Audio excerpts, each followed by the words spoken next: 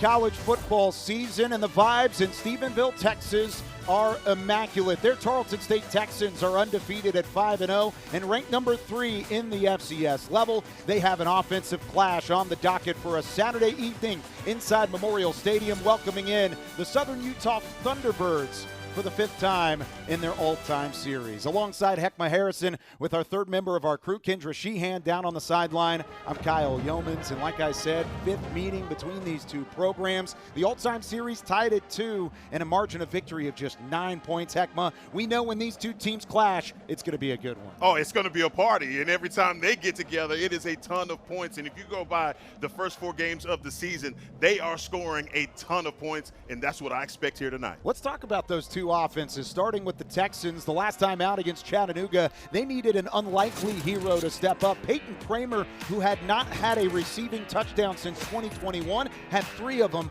on his birthday. Yes, on his birthday, and the guy had been just basically shut out of the end zone. But today, he gets an opportunity to test the second level of that Thunderbirds defense. He's one of just 3 players with 3 touchdowns and 150 receiving yards in a single game at the FCS level. On the opposite side for Southern Utah, one thing they can do is run the football. Joshua Dye currently 6th in the FCS in rushing yards. If they pull off a victory here tonight, it is going to be because of his legs. He is going to have to be a first, second, third, and even 4th down back if they call him. Let's check in with the third member of our crew down on the sideline, Kendra Sheehan. Hey, Kyle. Yeah, head coach Todd Wynn has all the confidence in the world in his backup quarterback in Daniel Greek, getting the start today with Victor Gabales out with that lower leg injury. He told me, look, Greek came in and did a nice job against Chattanooga to finish that game out. He's had a great week in practice. He said this team doesn't have to change their approach with Greek in at quarterback. He's a veteran. It's his 3rd year in the system. He can command this offense. Kyle?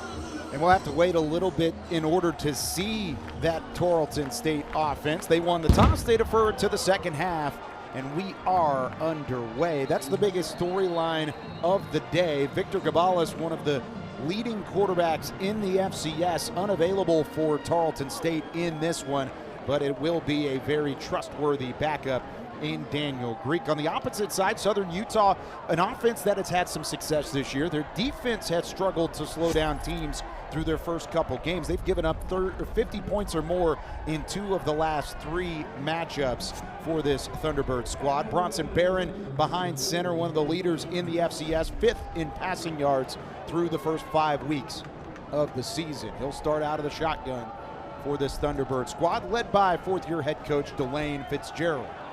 And an early opportunity on the ground for the backup quarterback for Southern Utah. Will Burns, they'll use him in a number of different ways, including running the football out of the RPO. Burns in there at quarterback instead of Barron to start. Hey, he's a utility knife, a guy that also catches passes as well and will line up in the backfield.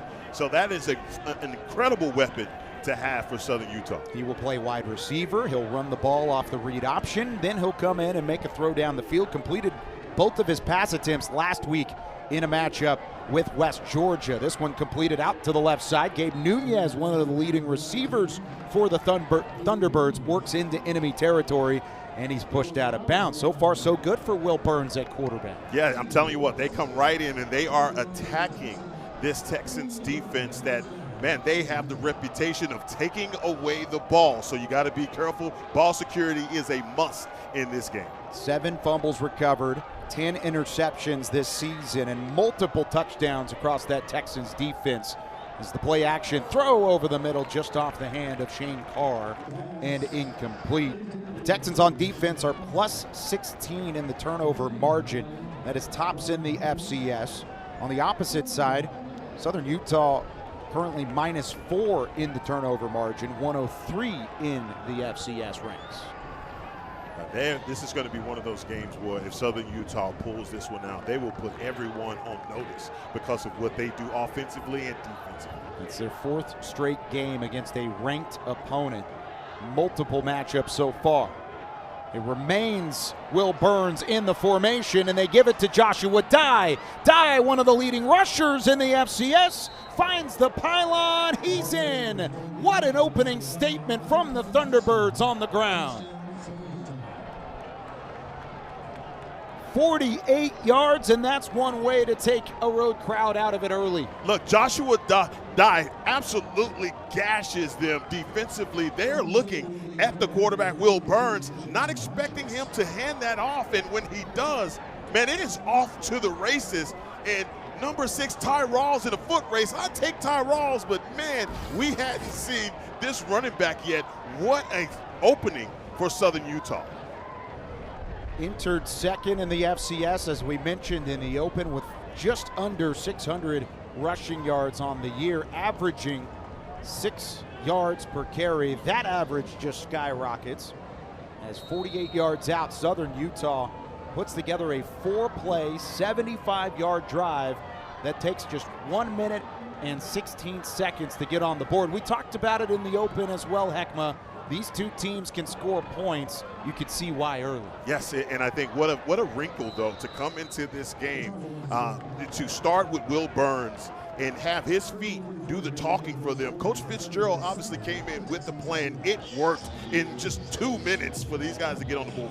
And it was Burns leading the way instead of Bronson Barron. We expected Tarleton State in this matchup to be missing their quarterback, but Bronson Barron, one of the leading passers in the FCS, taken out of the fold. They rely on the ground game. Yeah, the ground game is getting off to a great start. We talked about it there in the open. It's just Joshua Dye is just one of those guys that at the FCS level has been dominating completely. Now, the other thing is that, look, Southern Utah has been scoring a ton of points. It's their defense that really has to show up to the party and play complementary. When we talked to Delane Fitzgerald this week, he said our offense against West Georgia last week, a 27-24 loss against a number 18 ranked team at the FCS level.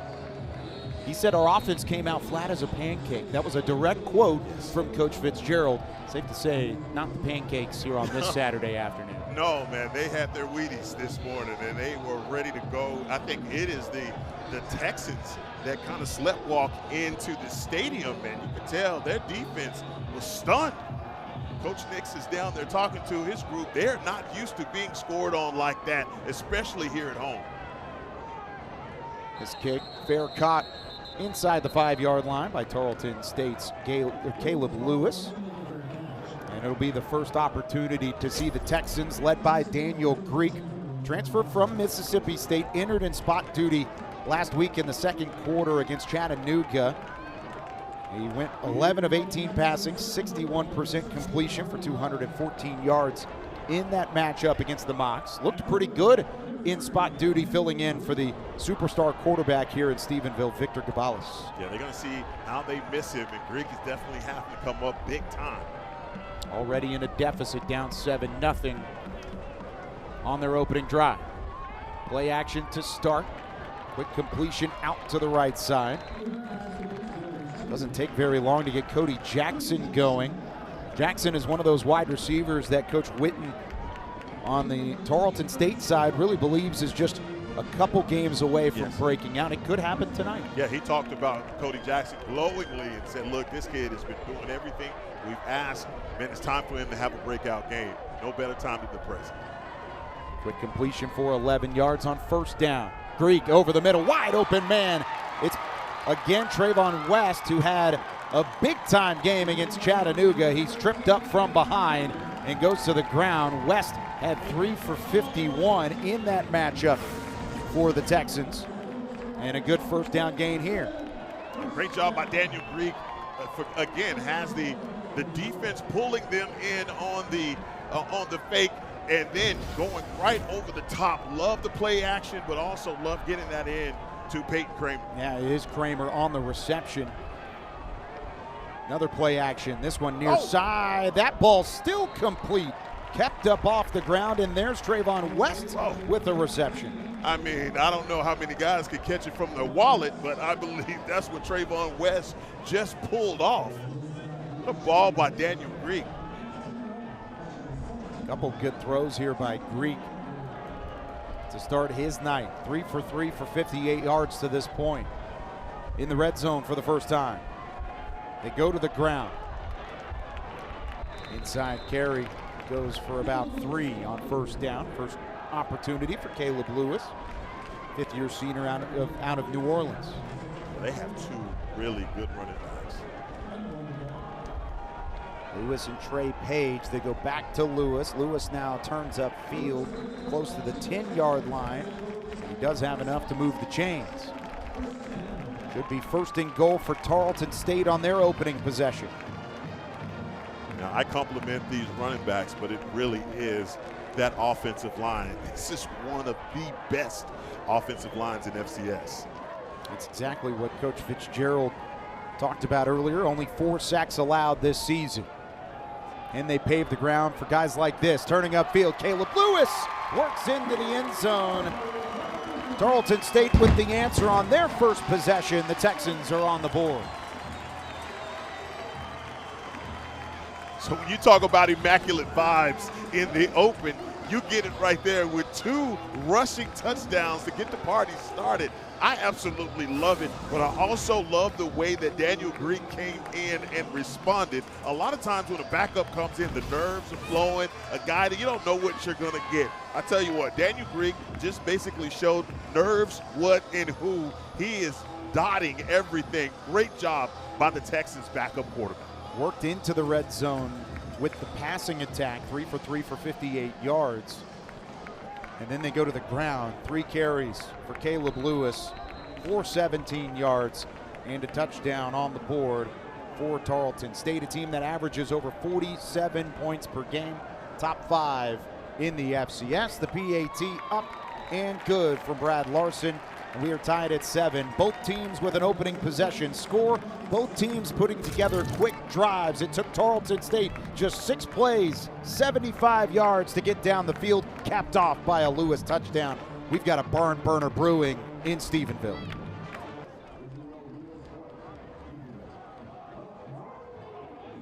Lewis touchdown, and there's not a single game that goes by that Tarleton State running back Caleb Lewis isn't thinking about his former high school teammate Trey Allison, who passed away in a car accident back in 2020.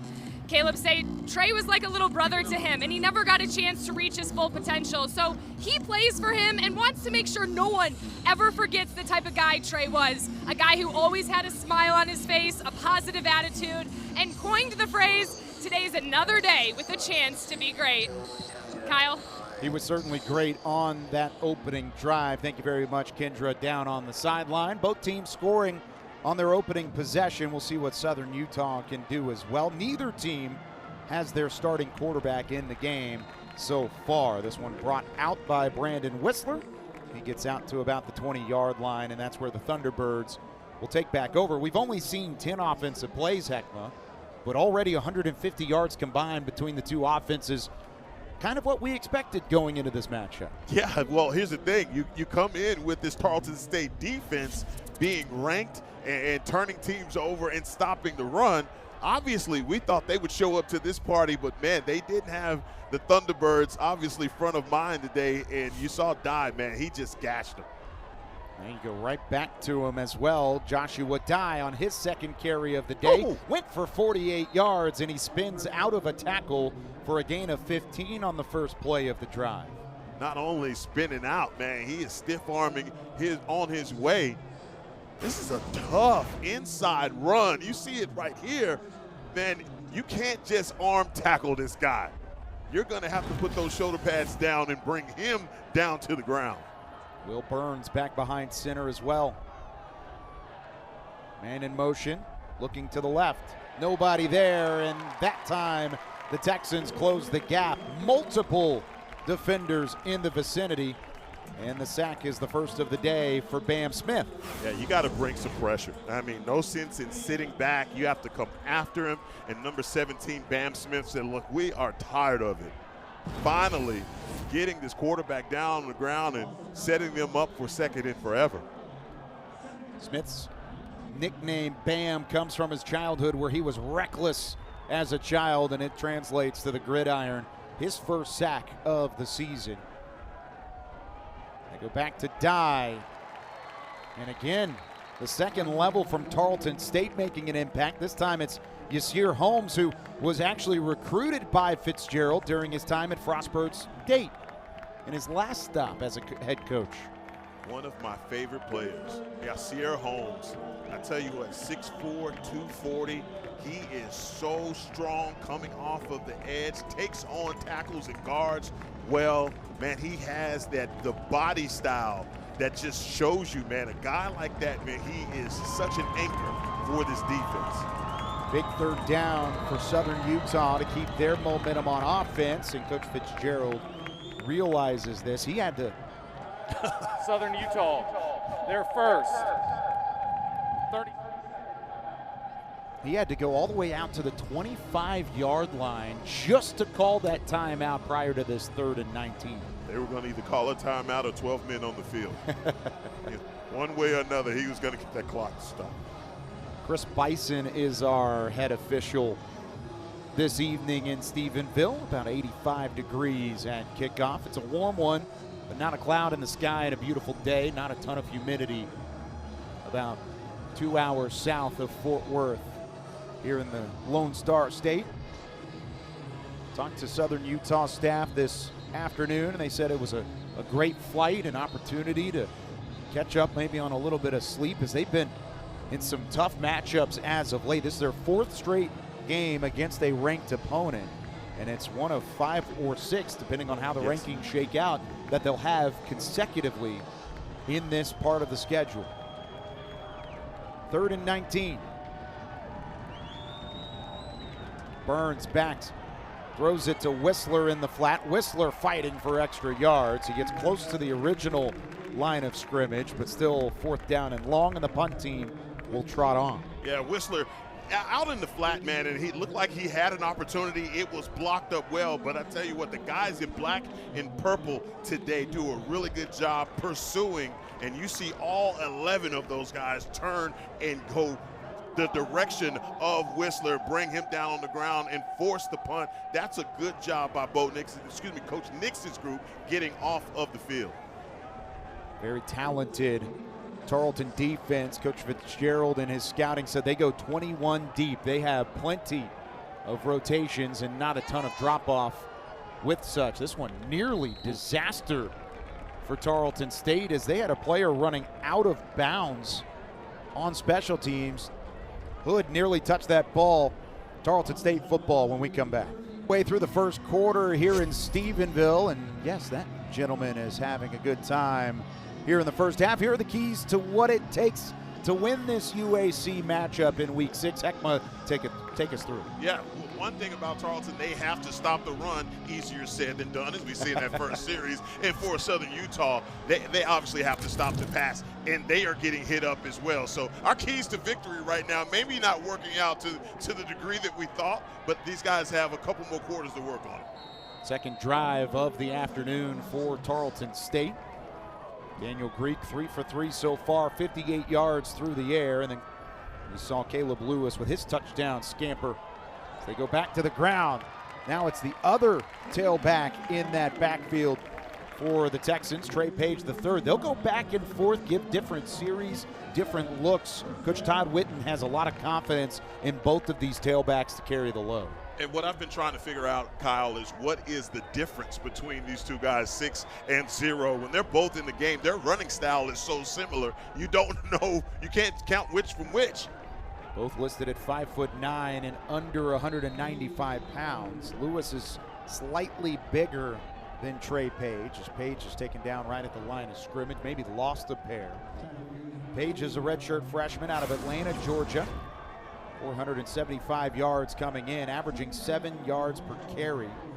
One of just 13 running backs at the FCS level with at least 7 yards per tote this season. And in motion is Kramer. Play action again, stepping up is Greek. Greek delivers it downfield, looking for Kramer again. Just missed the long bomb. Very similar to a play they ran against Chattanooga last week, but this one does not connect for the Texans. And I tell you, a slow developing play, but Daniel Greek is going to wish that he had this ball back. He stepped into the throw, but man, just put a little too much on it. And I tell you, for Southern Utah, they have got to get some pressure in the lap of Daniel Greek, because if he can set up like that, he's going to just be dinging and dunking all over the field. Big third down now for the Thunderbirds on the defensive side to set the tone after that opening score on offense for Tarleton State. There's some extra pressure. Greek got hit as he threw it. It is complete past the 50-yard line to a diving Bryce Parker for the first. Again, you got Bryce Parker on the crosser. And again, Daniel Greek just dotting him right there. Good to see Greek back up and rolling. He got rolled up on as the pressure closed the gap. Able to move the chains. Now he takes off. Escorted out of bounds after a gain of about 6 on first down. Well, I tell you, this Southern Utah defensive line, they are frustrated already. You saw number 7, Lando Brown, just fussing at his guys on the defensive line. He's like, come on, guys, we got to get some penetration. And they're just bottling them up. This offensive line, again, giving Daniel Greek all types of time back there.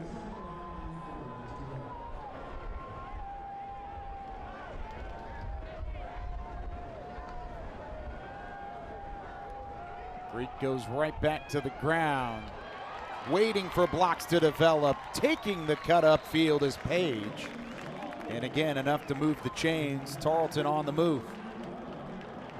I can tell you right now, if you're looking at both of these running backs, Trey Page is probably the more patient runner. Look at the way that he's setting up his block, starting right there with one cutting back inside. And you see it from the end zone copy. And just planting his foot, getting back to the outside. I love his running style. Great block by Danny Joyner, the transfer from Army and Southeastern Missouri, to set the edge. Now they go with the wide receiver sweep. Trayvon West turns upfield, and he'll navigate through traffic and into the end zone.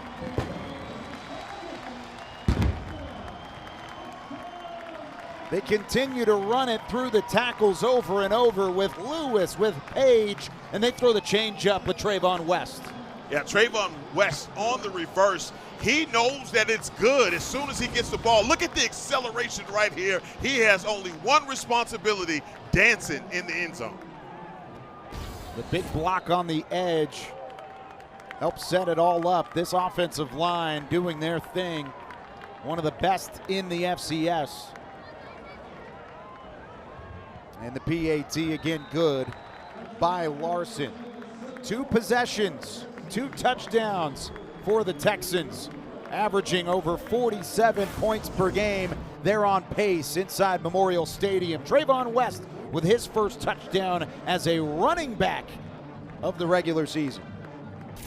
The running game has helped pave the way for both of these squads. Let's talk about Joshua Dye, entering week 6 as one of the best running backs in the entire country, and that's not just at the FCS level. This is all of Division I. Man, he's been getting plenty of opportunity to tote the rock, and he is up that from 595 here tonight. Just one of those guys that I think is a tough inside runner, but has the speed to run away from defenders. Just a really special guy, and I tell you what, he is a treat to watch. There's a look at Bronson Barron in street clothes on the right side of your screen, and that long sleeve black jersey right to the left-hand side of Joshua Dye. Definitely a developing story there, as both Barron, a top 5 passer in the FCS, and then Victor Gabalis, a top 5 passer in the FCS in terms of touchdowns this year, both out for their respective programs. Let's go down to Kendra Sheehan down on the sideline, who has more on the quarterback situation for both of these squads. Southern Utah quarterback Bronson Barron, along with the help of head coach Delane Fitzgerald, has mastered the art of compartmentalization. Barron is a new father, and so he told me when we're at the facilities, it's football time. It's time to be a leader for this team, but when I'm home, I can be a dad and I can be a husband. Barron did welcome a daughter named Lola along with his wife Kennedy before the season started, and this year he's just focused on showing his daughter how Barron's doing, giving it your all, bouncing back from setbacks, and he hopes his daughter takes that away from his game. And Kyle? That's exactly what he's going to try and do, bouncing back from injury. Unavailable tonight for Southern Utah, but lots to play for down the line. You know, this is a Thunderbird squad that will want to see more of him in the future. What have you thought so far, Heckma, about what Will Burns has done behind center? Well, he does. He mixes it up well. He's giving this Tarleton State front a bunch to look at. They don't know if he has it or if he's handed it off to Dye. You just saw it right there. Again, when you have that dual threat quarterback back there, and that's probably something they prepared for, but in real time, it's different, especially when you have a running back out back there like Joshua Dye. So it's going to take some getting used to, but I absolutely trust Nix's defense to try and stop it or at least slow it down here in the first half. Have a chance to get off the field here on 3rd down and 1.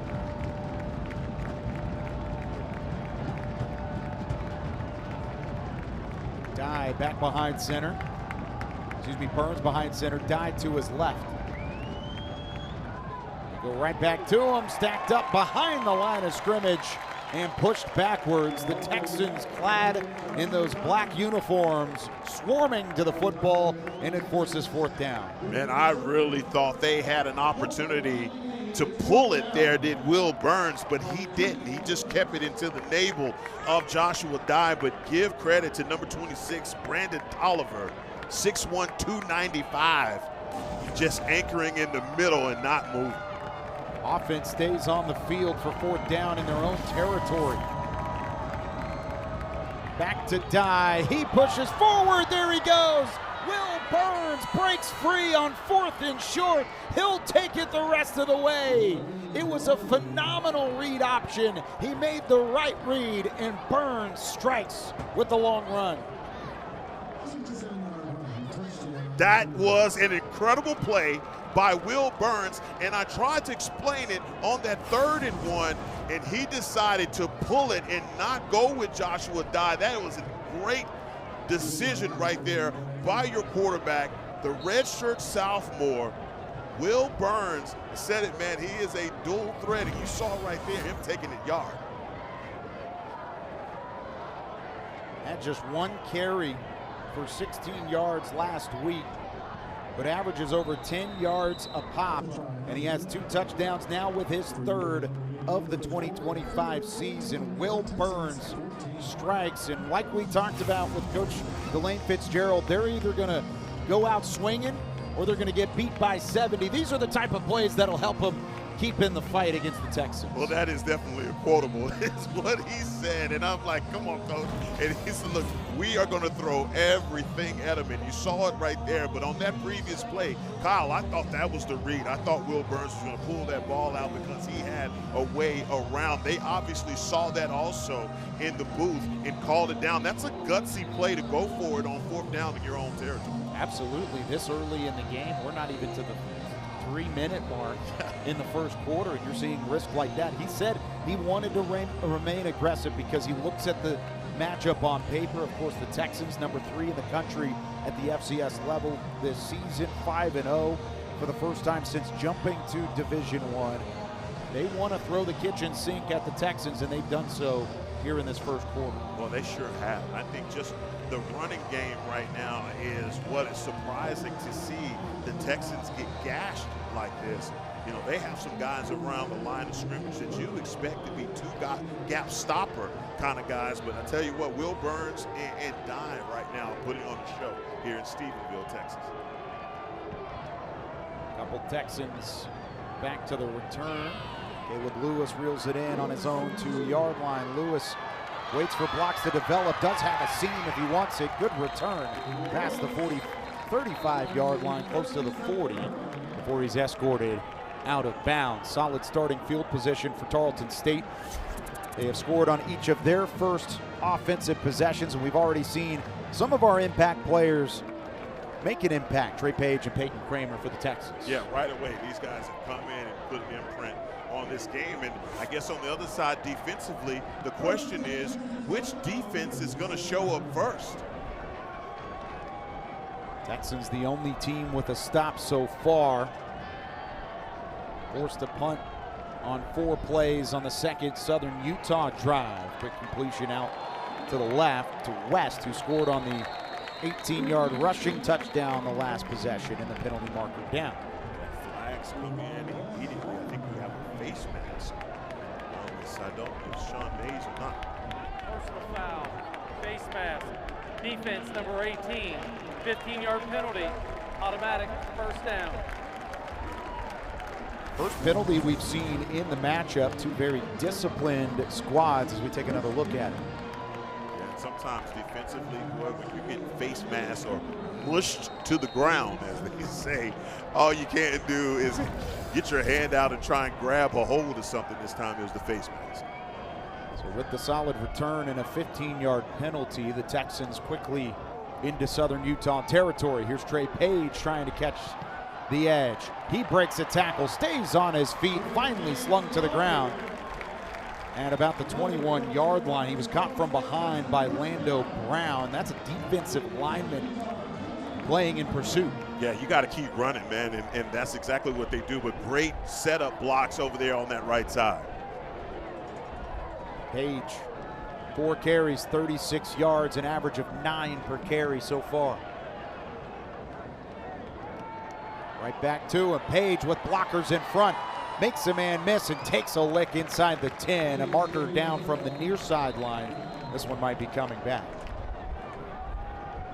And I'll tell you, I don't know how wide open a space the offensive line can open up. I'm like, man, either that's a holding penalty or they are putting on a master class in blocking. Offense, number 88, 10-yard penalty, still first down. That's said like a true defender in your own right, a true former linebacker. You know it. You know it. If there's that much room, that means there's got to be holding somewhere. And they get hurt on a takedown, actually, a body slam. And the referee recognized it. You know it, man. You know I'm all defense. I'm going to say it. Hey, at least you're loyal. I am. All the way through. Heckma Harrison, former North Texas and Kansas State linebacker, up in the booth today. Southern Utah showing pressure. Greek forced out of the pocket, rolls to his right, still looking downfield. Now he'll drive into a defender. Again, you can see Daniel Greek's confidence, his poise. He was flushed out by Lando Brown, who won his one-on-one battle, but then Greek still had plenty of time to escape. But what a pull, though. The fake into Caleb Lewis, and then he pulls it last minute. And, man, I tell you what, picking up the first down, keeping the chains moving. I love this.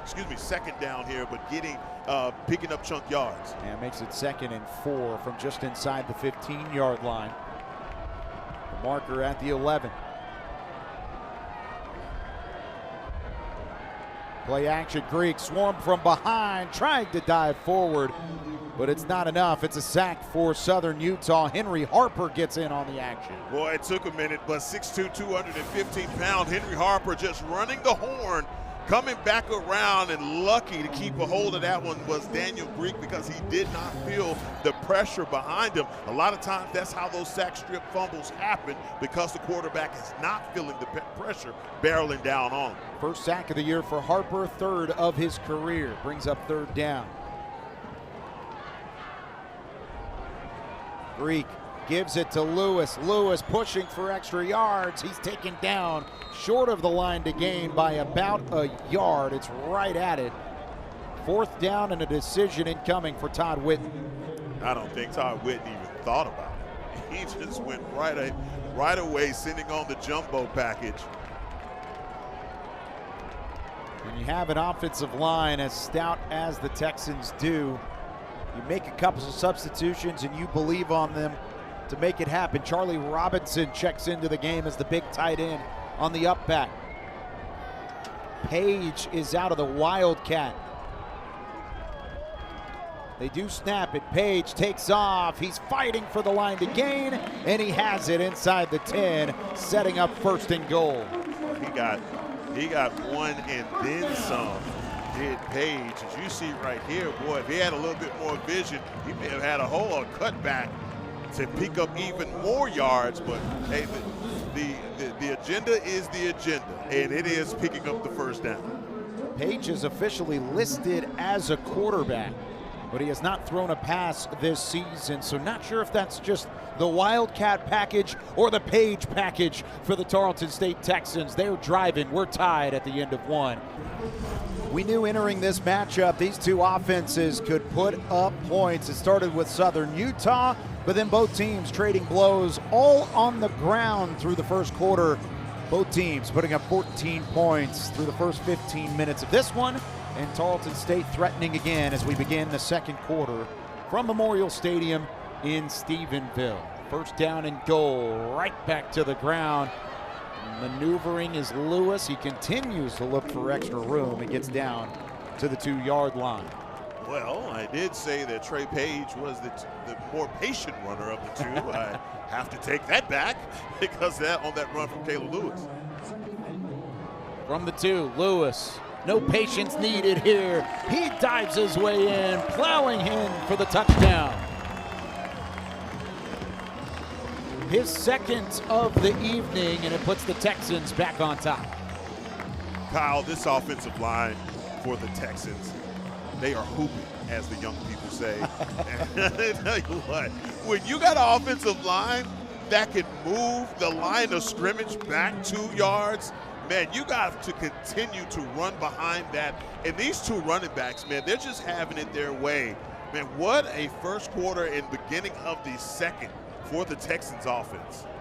Had a 10-yard rushing touchdown to open the scoring, and now a 2-yard rushing score to open the second quarter. Both teams having success finding pay dirt on the ground. 5 combined rushing scores between the Texans and the Thunderbirds. This one's going back and forth. The 5-0 Tarleton State Texans retake the lead 21-14 early in the second quarter. Back home where they have an opportunity to move to 6-0. There are not a whole lot of squads in the FBS or FCS that have a chance to move to to move to 6-0 here in week 6 of the college football season. We'll talk more on that momentarily. Corbin Poston with an opportunity to kick this one away. Give Southern Utah credit. This Thunderbirds team has done a really nice job of pushing down the field even in tough scenarios. On the run, mid-catch on the return is Braden Whistler. And he works forward for solid starting field position up to his own 32-yard line. And like I said, Kyle, it's which defense is going to show up to the party first as Southern Utah gets back on the field. My question is, man, this Tarleton State defense, they have taken the ball away at an incredible clip. Can they generate another one of those here in the first half? 4 wideouts to start. It's been a clinic from Will Burns on how to play the backup quarterback position. 2 for 3 passing, 20 yards, but he has 70 on the ground. Tosses this one out wide to Joshua Dye.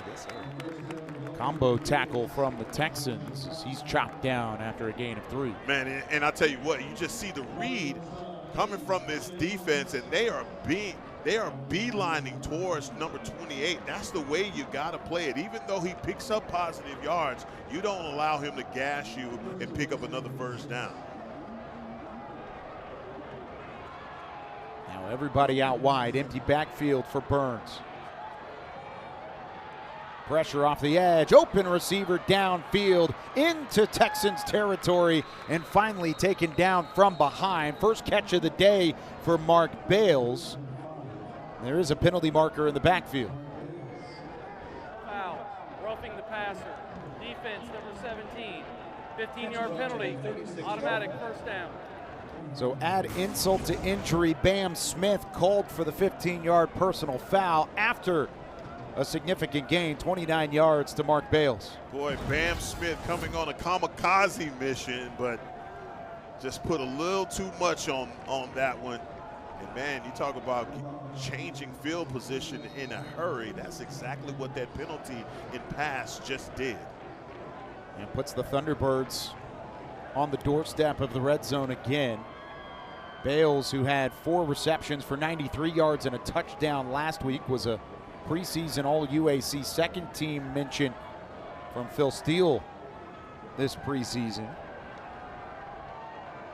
Play action near side. That one complete as well. Putting a spin move on is Gabe Nunez, but he pays the price after getting inside the 15. Well, what a route concept out on the outside here by Gabe Nunez. And, man, he basically settles in for an out route. Caught beautifully. He's trying to make a spin move on the outside, as you see the replay here. But, again, a ball right on him from Will Burns. A.J. Owens lays the hammer on the hit. Play action again. Burns dives into the pile. Right at the line to gain. He might be a half yard shy of the first down, and you can see Burns quickly trying to get this offense back to the line of scrimmage on 3rd and inches.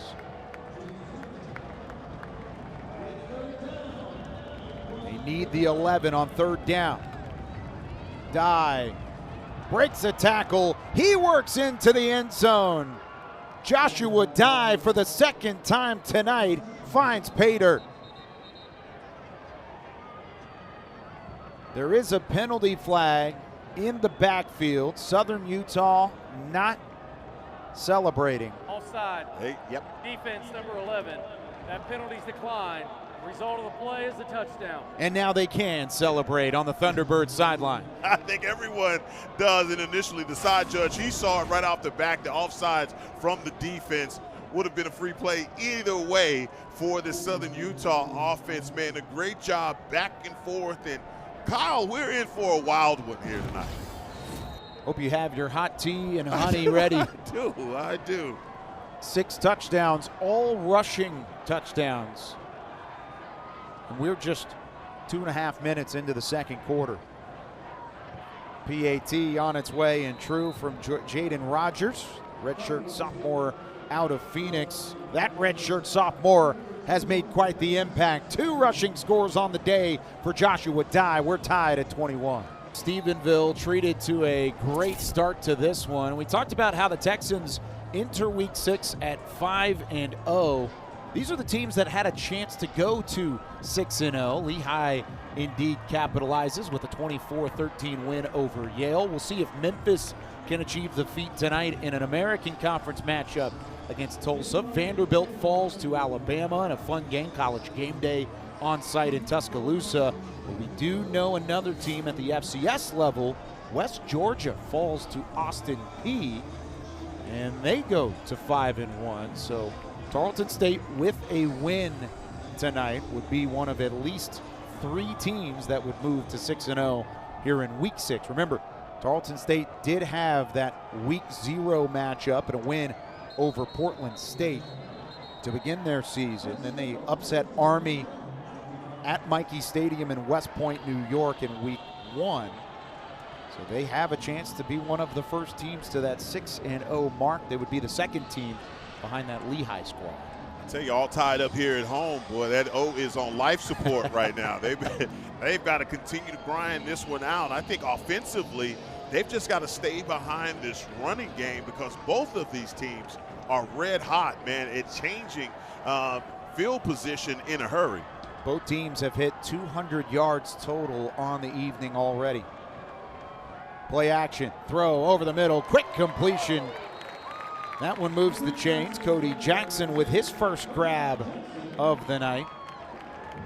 Nicely done by Jackson. Coach Witt was spot on about Cody Jackson and just how hard this young man has been working, sending him on a post move. And again, he's running that right into the safety. Great job by the quarterback, Daniel Greek. Correction, that was Jackson's 2nd reception. Now 2 for 28 through the air. They go to Trey Page. Page tries to turn upfield, and he is stacked up at the 45. Both of these guys, it doesn't matter, Page or Lewis, dealing with a ton of space and opportunity on the outside, and love what they're doing also in between the tackles, but it is literally because of this offensive line. Defensively, this defensive line just got to figure it out. Thunderbirds have not had a stop tonight. 3 drives, 3 touchdowns for the Texans as Page pushes for the line to gain. He'll get a little extra help here. It is first down yardage into Southern Utah territory. through the drive so far, it took 6 plays on the opening drive, 7 plays on the second drive for a touchdown, and then 8 plays on their third drive. So I guess it's going to take 9 plays for the Texans to find the end zone here on this possession. Great cut behind the line of scrimmage. Staying on his feet, Caleb Lewis does it all. The hat trick in the first half on the ground. Excuse me, it's Trey Page that finds the end zone again. Incredible cut by Trey Page. And did that leave a mark in the turf? Because look at this cut right here. Oh my God, and he is out of there. Oh man, that was one heck of a move by Trey Page. That was nasty. Page in that last run looked to the sideline, looked like he was coming out for Caleb Lewis to reinsert into the game. He says, no, I'm going to stay on the field. And he does the rest of the work, a 46-yard rushing score. Trey Page with his 5th rushing touchdown of the campaign. And Tarleton State takes just 4 plays, 75 yards to retake the lead.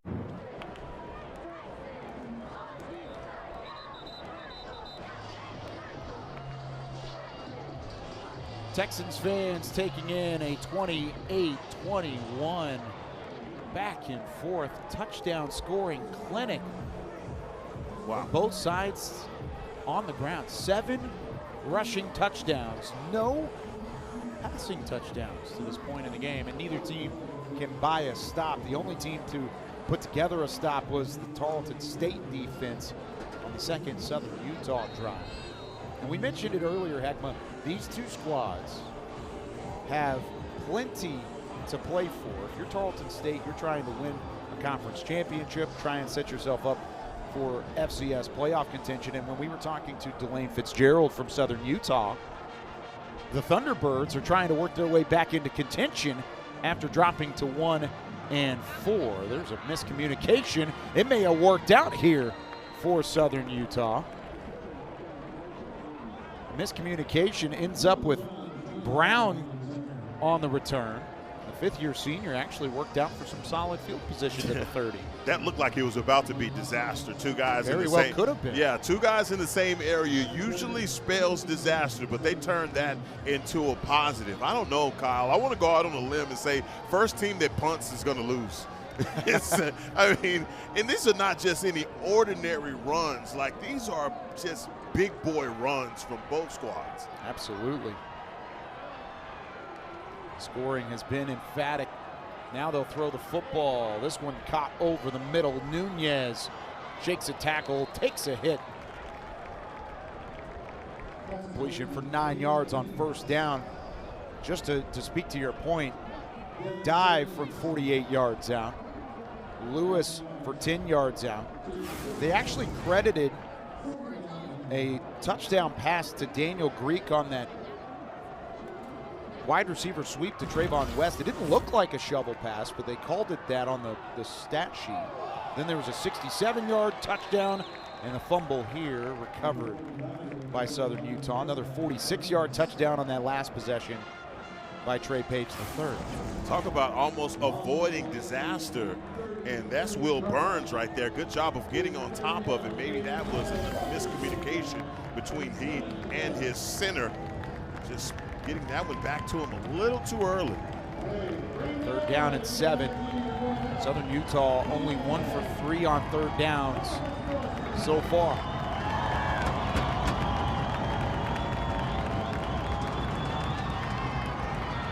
Moving to his right, Burns throwing, finding Nunez for the first down. Gabe Nunez is just out here. I mean, literally balling that. He knew exactly where the marker was, and that pass from Will Burns on the money. Even better reception from number 19, as you see it right here on the rollout, and throwing that ball on the run. Who just said this guy was a gadget player? It's quite a bit of a quarterback as well. That's a perfect throw. Only 1 incompletion for Will Burns so far tonight. He'll keep it here on the read option. Burns to the second level, slides down after getting into Texans territory. He was being chased down from behind by Ty Rawls. He didn't want to have the hit. He did not. And he goes down at the 45. He sees Ty Rawls and he surrenders immediately. I thought number 4 had a couple more yards to gain on that one, but hey, no need in sacrificing yourself. Maybe that was a business decision.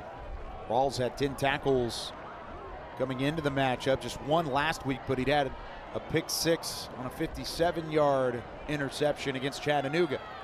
Play action. Again, Burns running the football. That time he wasn't afraid to take the hit at the second level. No, he is not afraid. Will Burns is not afraid of anything. And he is becoming quite the magician with that ball in his hands because he's faking out everybody. Everyone assumed that Joshua Dye had that ball. He's so good on the read option. That's why they've used him in certain packages throughout the season. Crafty runner with the ball in his hand himself. Now stepping back, trying to avoid pressure, throws downfield into coverage. He found Gabe Nunez in a tight window for the first down. Oh, his favorite receiver, and in the words of great quarterbacks, he's down there somewhere. Just get it to him. Great job by Nunez. Again, picking up the first down. These two guys are lock in step with one another, and he did have another receiver open down the field. This Tarleton State defense is just trying to find a way to stop number 4. Just floating that one up for Nunez. Entered with 400 yards receiving, 3 touchdowns on the year, 10th in the FCS in receiving yards through 5 weeks. Now returns, throws right side. He wants the tight end and Hayden George, who adjusts back to the football and makes a grab inside the 10. He adjusts to the football, and man, I tell you, that was one heck of a grab by his tight end, Hayden George. Not only was it a catch for George, but it was nearly an interception for Ty Rawls. Yeah, he had to take it away. If George doesn't rip that football free, it might be a turnover. It looked like it was going to be for a quick second, but that's a heads-up play from George. First and goal, Southern Utah looking for the counterpunch. Joshua Dye off the right tackle. Penalty marker from the back judge. Hits the turf. So does Dye after a gain of 3. And another one of those tough inside runs. Let's see what the penalty is. Personal foul, hands to the face, defense number 14, half the distance of the goal, automatic first down. They'll get Angelo Anderson, the senior out of New Orleans. A transfer from Tulane on the hands to the face. Hard to see from that angle, but you do see Joshua Dye waiting for blocks to develop. Yeah, and it just gets nasty down there in the trenches. Got to be a special kind of human being to love it down there. First and goal. They give it to Whistler. Whistler looking for extra yardage. And he's down to the 1. Braden Whistler is listed as the starting running back on the Southern Utah depth chart. As you can see, it's Joshua Dye who is the bell cow back, but they go right back to him. Nothing this time either. Stopped for a loss of 1 on second and goal. At the last minute, there was a flag that came out.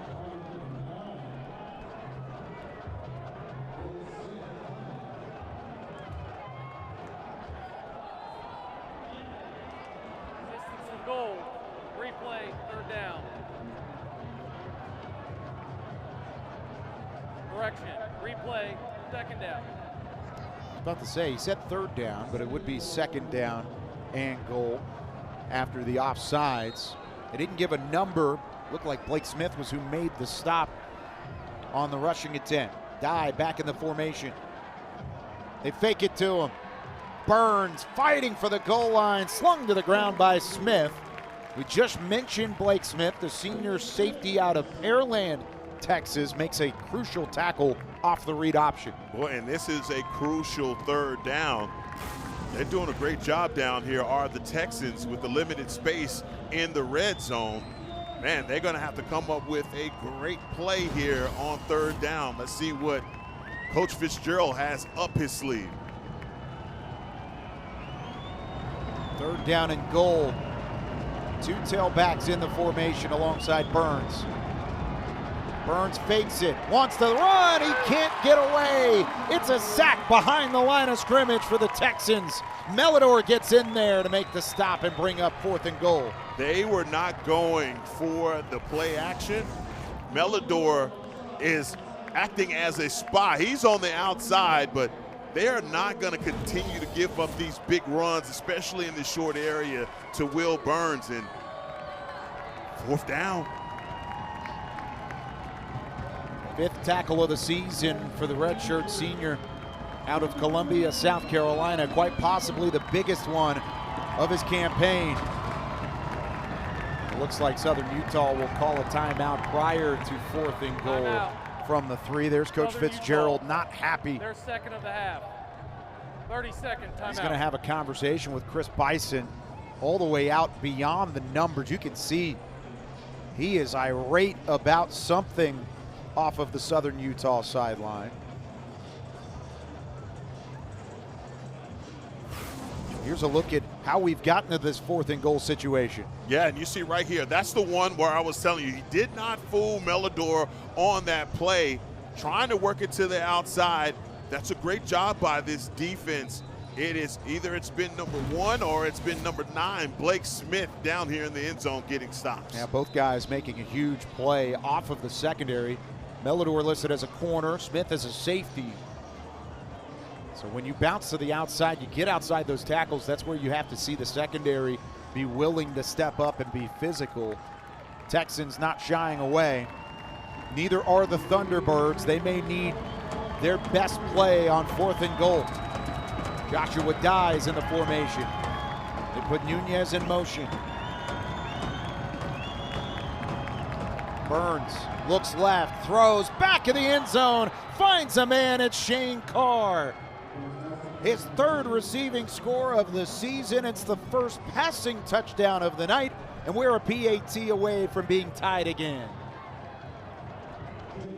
You got the threat of the run for this defense, and Coach Nix's group, they're trying to make sure that they don't allow Will Burns to burn them again, but they forget Shane Carr streaking to the back of the end zone. That's a great pass, but another score here for Southern Utah.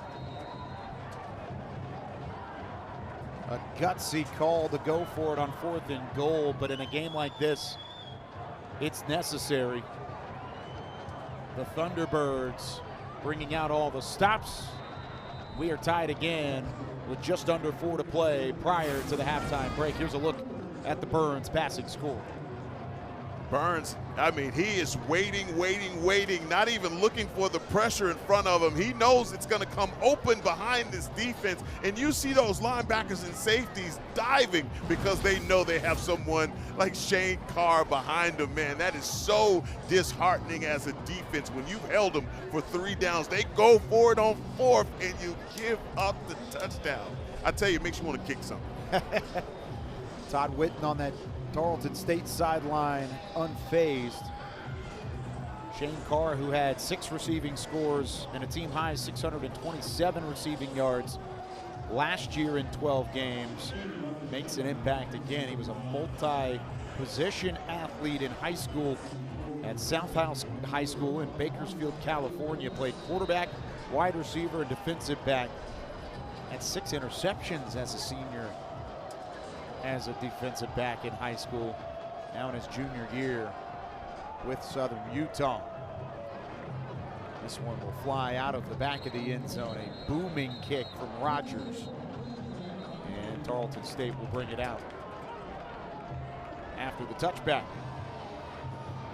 So now the question becomes, when can Southern Utah buy a stop? Remember, this is a Thunderbirds defense that struggled mightily coming into the game, ranking outside of the top 100 at the FCS level in scoring per game. Ranked right at 100 with 36 points allowed per contest. They allowed over 200 rushing yards per game to opposing offenses through their first 5 of the season. And there's movement up front. Tarleton State will back up 5 yards. Ball start. Offense, number 59. 5-yard penalty. Still first down. And that will help a little bit. Yeah, Big Hatch, boy, I tell you what, he moved and he tried to stop himself. Look at him here. As soon as he sees the pressure, he adjusted. Just claps his hands and said, they caught me. The senior out of Weatherford High School, about an hour north. Handoff off the left side, going for positive yardage again. Takes multiple Thunderbirds to track down Trey Page. Well, here's what they have to do. Southern Utah has to get a stop. Either get it now or get it at the beginning of the 3rd quarter, because the Texans received the ball to start the second half. That's a great point. A chance to dominate both ends. Lofted up, left sideline. That one incomplete. The Texans sideline wants a flag. They will not get one. Good coverage on the outside by Sean Mays. Well, Mays is matched up with Marquise Willis on the outside, and Willis looked like he initially had a step, but look, that's a great job by the official with the no call, because they were hand fighting down the sideline. Yeah, there was probably some back and forth there. Mays comes up as the winning party. Willis, redshirt junior out of Atlanta, younger brother to Malik Willis, currently a quarterback on the Packers roster, and was a star during his time at Liberty. Greek to the left side had to throw it away. Had to throw it away because of the pressure, Kyle. Southern Utah dialing it up on 3rd down and long. It's now 4th and long. And this might be the punt that you were looking for. I said it. This is one of those games, man, where you don't want to give the ball back. But the biggest thing for me, and you know, you talk enough football, you know about the split when you defer after winning the coin toss. It is dangerous to give up points before the half to a team that's going to receive the ball after. 3 and out from the Tarleton State offense. A high end-over-end kick is fair caught at the 36-yard line by Nunez. That drive took just 47 seconds off the clock. So the Thunderbirds, who do not have all of their timeouts at their disposal, they have 2 remaining. It says on the stat sheet, I believe it's just 1 remaining, because they've called 2 timeouts here in the half, but they do have the 2-minute timeout as well. So you can count on that. But plenty of time here if you're Southern Utah. Especially the way that this game has gone. Both teams with 14 points in both the first and second quarter. Thunderbirds with a chance to really turn this game around. Here goes Dye with some blockers. Dye at the 45, cuts upfield, taken down just shy of the 50. Again, it's Blake Smith on the tackle. Joshua Dye has been electric in this matchup, closing in on 100 yards rushing. Yeah, hard to stop that young man with the full half to go.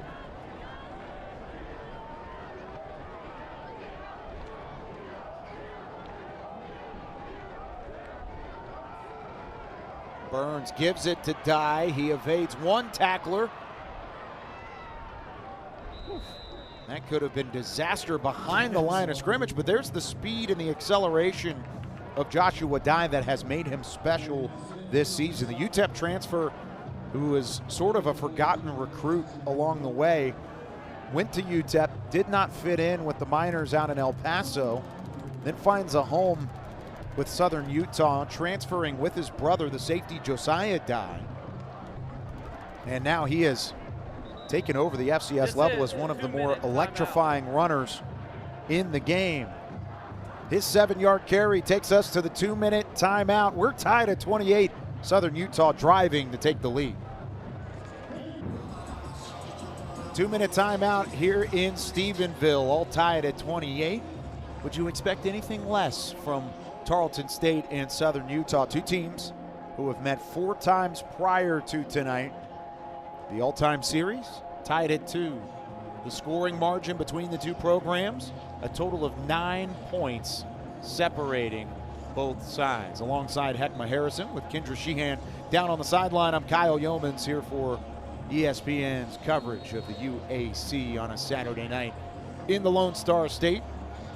Southern Utah driving with 2nd down and 3 in Texans territory. A chance to take the lead before halftime. Burns throws deep ball right side, going up to get it as Bales, and he has it right outside the Texans red zone. Mark Bales has the sky to go up and get this one, but I tell you, that's a gutsy call. They go empty, which was surprising. You just had Joshua Dye on a big-time run, but man, they knew exactly how to hit him right there on the hash mark. 2 running backs in the formation, Whistler to the right, Dye to the left. Burns fakes it, pitches to Dye, and Tarleton State was not fooled on that one. Dye couldn't even set the edge outside as Jaden Aubert, the redshirt sophomore out of Louisiana, makes the stop. That's a better job by the Texans defense. And I'll tell you, some adjustments are going to have to be made at halftime.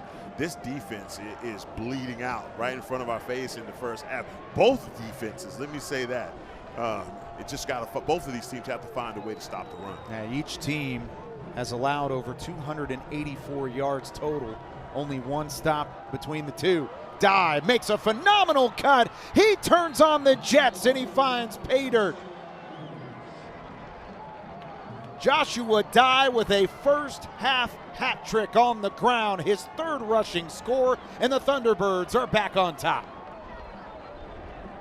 Absolutely unbelievable run right there from Joshua Dye. Look at him, the vision though, to cut this thing back up. He's recognizing, man, I got these guys.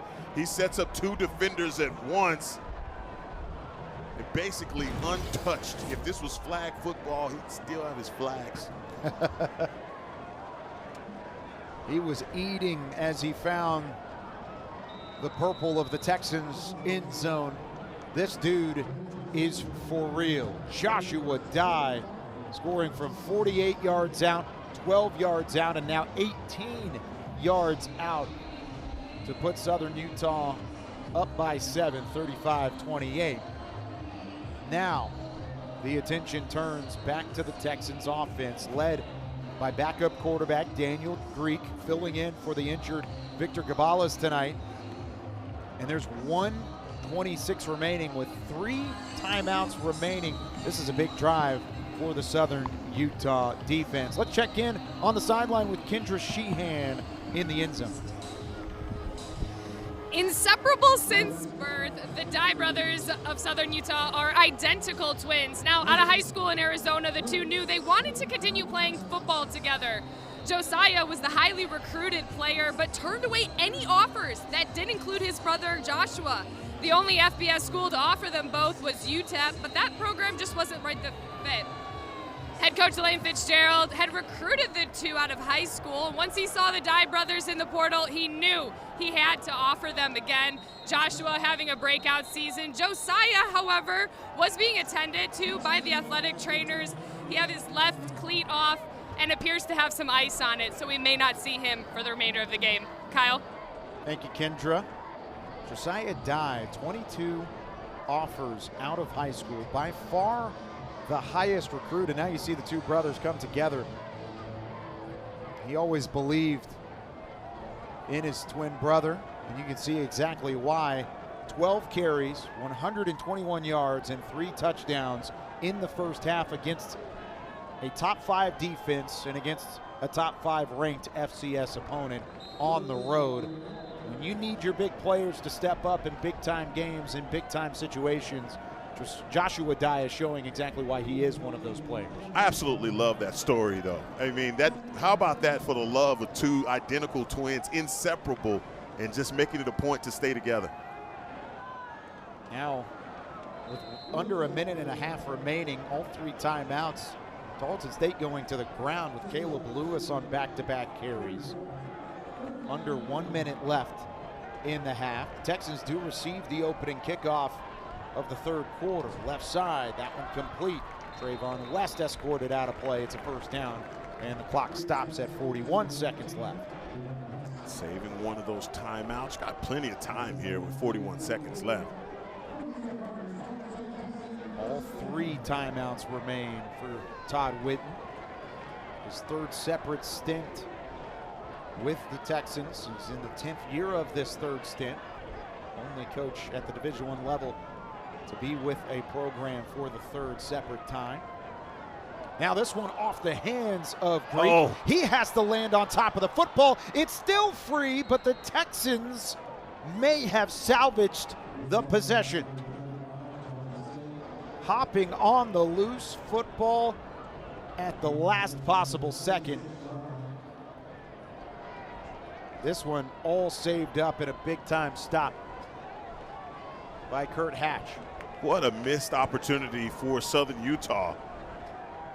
Man, that looked like they had him. That ball continued to trickle further and further away from the feet of Daniel Greek. And it looks like after that mistake, the Texans are happy taking this one to the halftime break. They will receive the opening kickoff, as we just mentioned. But the number 3 Texans possibly on upset alert at home. Southern Utah with 345 total yards of offense through the first 2 quarters. They lead it by 7 on the road. Yeah, they come out and they have been firing. They've gotten behind this running game, and how impressive. We usually talk about these highlighted players, and some of them show up, some of them don't, but Joshua Dye has come in here and has been the tone setter in this game. And I tell you what, Coach Nix has got to find a way to stop number 28. It has been an offensive explosion as we anticipated. 2 teams inside the top 15 in FCS offenses. Let's go down to Kendra Sheehan on the sideline, who's with head coach Todd Whitten. Coach, you knew Joshua Dye was going to be a problem. How do you slow down that run game?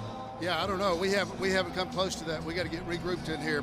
We've played horribly on the defensive side.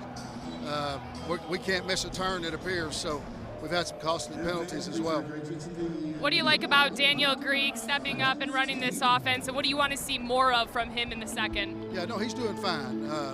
He lost his focus on that one snap right there, but he's playing well. We got to play better on defense. Fantastic. Good luck. Thanks, Coach. The message is extremely clear from Todd Whitten. The offense doing their job. They put up 28 points, 285 yards in the first half, but they trail by 7 here inside Memorial Stadium in Stephenville. It's halftime in the FCS battle of the United Athletic Conference. 35-28 Southern Utah on top. It started early with a 48-yard Joshua Dye rushing touchdown, and then Caleb Lewis answered the bell. Tarleton actually took a 14-7 lead after a defensive stop before Southern Utah and the Texans traded touchdowns for the remainder of the half. It was back and forth on the ground. Both teams rushing for over 150 yards in the first half of action, including Trey Page, who broke open here for 46 yards and a touchdown to make it 28-21 Tarleton State. And then it was the passing game that got going. Shane Carr on 4th down and goal. Joshua Dye, his 3rd rushing touchdown of the first half.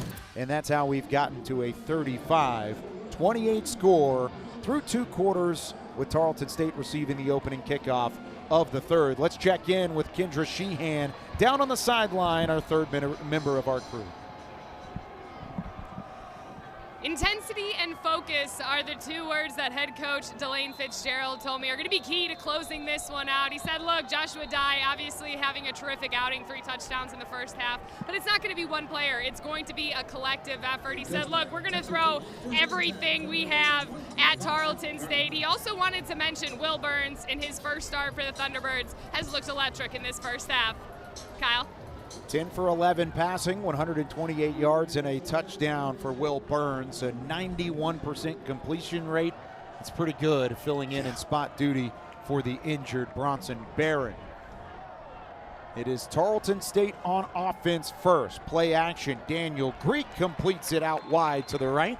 Peyton Kramer there, and that's how the second half gets underway. Expect Tarleton State to throw the kitchen sink right back at Southern Utah on the offensive side. Man, and they have to. But I tell you what, why would you change up anything when your offensive line is winning so big at the line of scrimmage? This two-headed monster that they have in the backfield is winning. 150 yards on the ground already. Little hesitation, no chance to get away. Lando Brown, one of the more electrifying edge rushers in the FCS, with a big tackle for loss. Yes, it was. And I tell you what, he was not fooled by that read option and did not think that Daniel Greek was going to come away with it. Read it perfectly to the tackle for a loss. Trey Page taken down for 1 yard behind the line of scrimmage.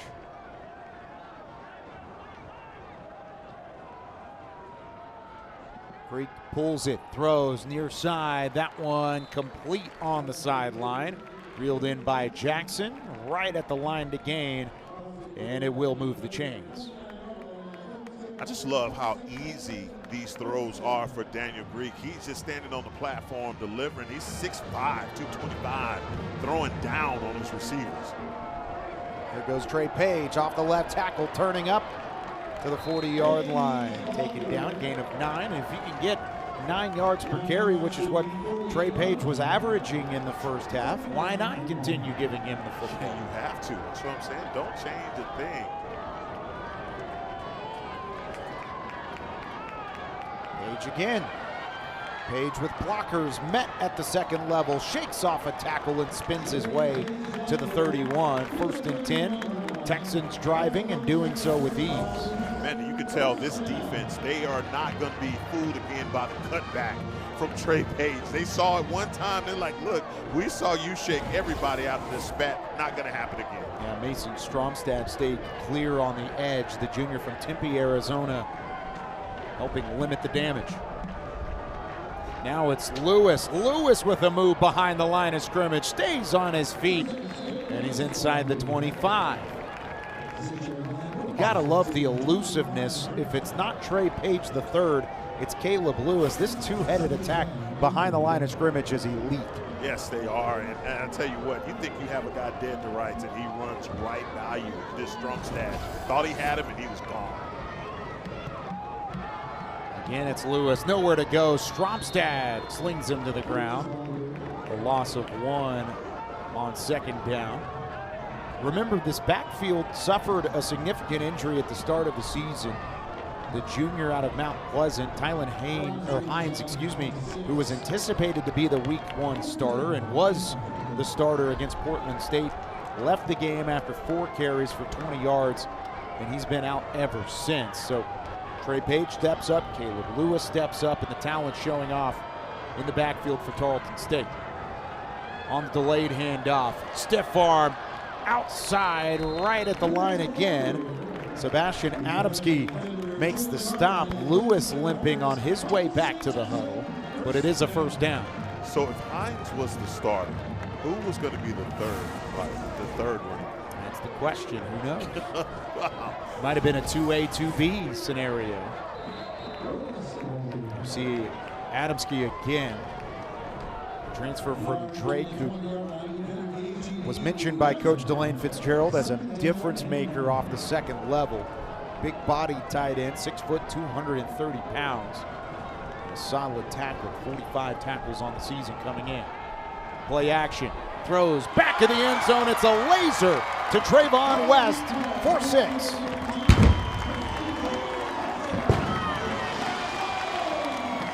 Peyton Kramer works open. He's the one that reels it in. It's a touchdown for Tarleton State. They are a PAT away from a tie again. And I tell you, this is one of those ones right down the hash. Look at the replay here. Again, I can't say enough about the job that Daniel Greek is doing, whizzing that right by the ear of the nickel corner. And he heard it before he saw it. It was too late. It is a touchdown. Great job by Daniel Greek.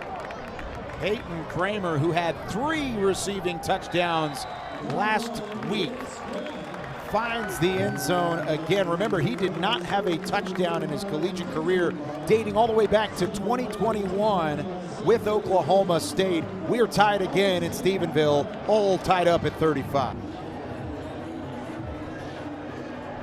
11 minutes left in the third. Already a touchdown drive for Tarleton State. A 20-yard pitch and catch from Daniel Greek to Peyton Kramer. Now Southern Utah on the receiving end. They'll have their opening possession of the second half. Give credit to the Thunderbirds. They made it tougher on the Tarleton State offense these last few possessions. But when a guy like Peyton Kramer is on a hot streak, at some point you just got to go to.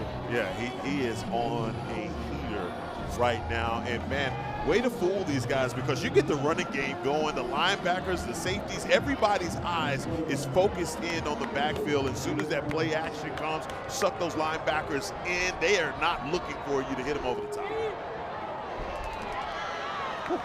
Again, the legs of Will Burns, who had a 67-yard rushing score in the first half from the quarterback position, are dangerous.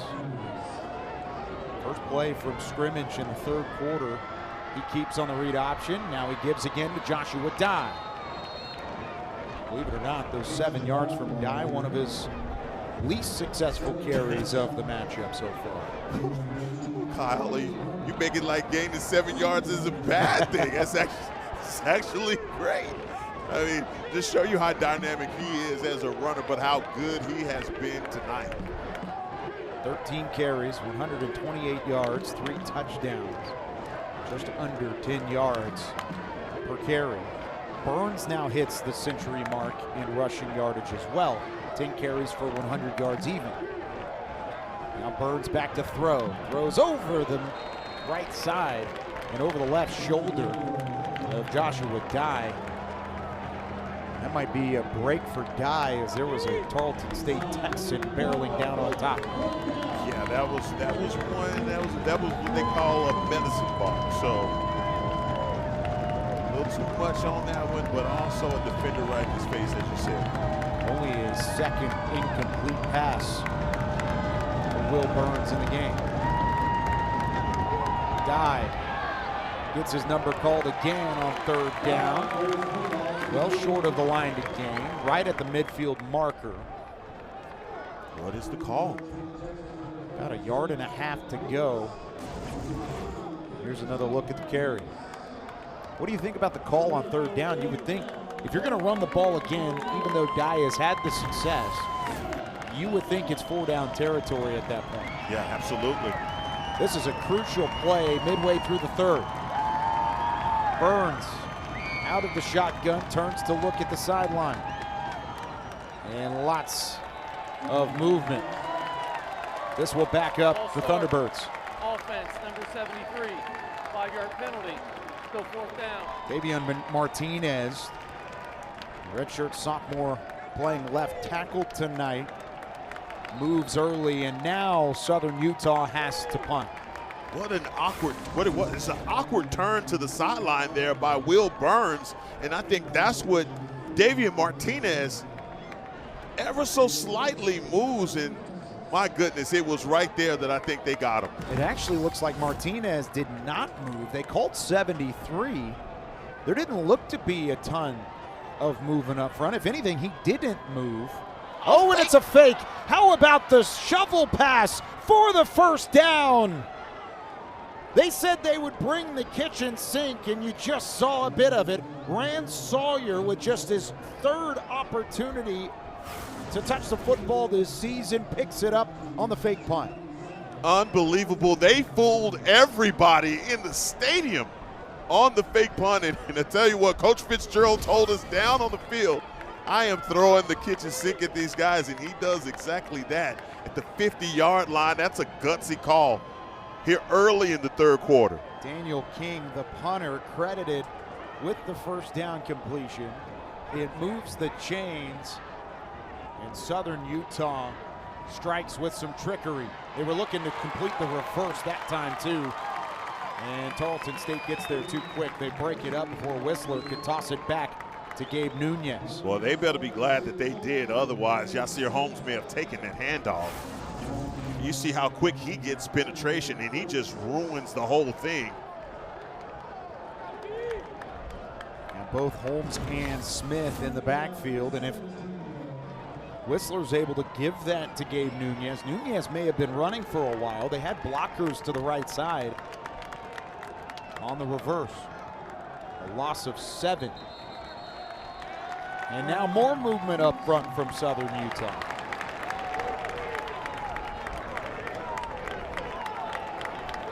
Ball start. Offense, number 79. 5-yard penalty. Still second down. This time it's Jeremy Perkins, the redshirt junior out of Nevada. Boy, after the gutsy call, he falling apart a little bit. Longest down and distance that Southern Utah has faced tonight. Second down and 22. They need the Texans' 37-yard line to keep the drive going. Joshua Dye says, I'm going to get it all in one carry. Not 1, not 2, not 3, but 4 rushing touchdowns for Joshua Dye. This time it comes on 2nd and 22 from 59 yards out, and the Thunderbirds are back on top.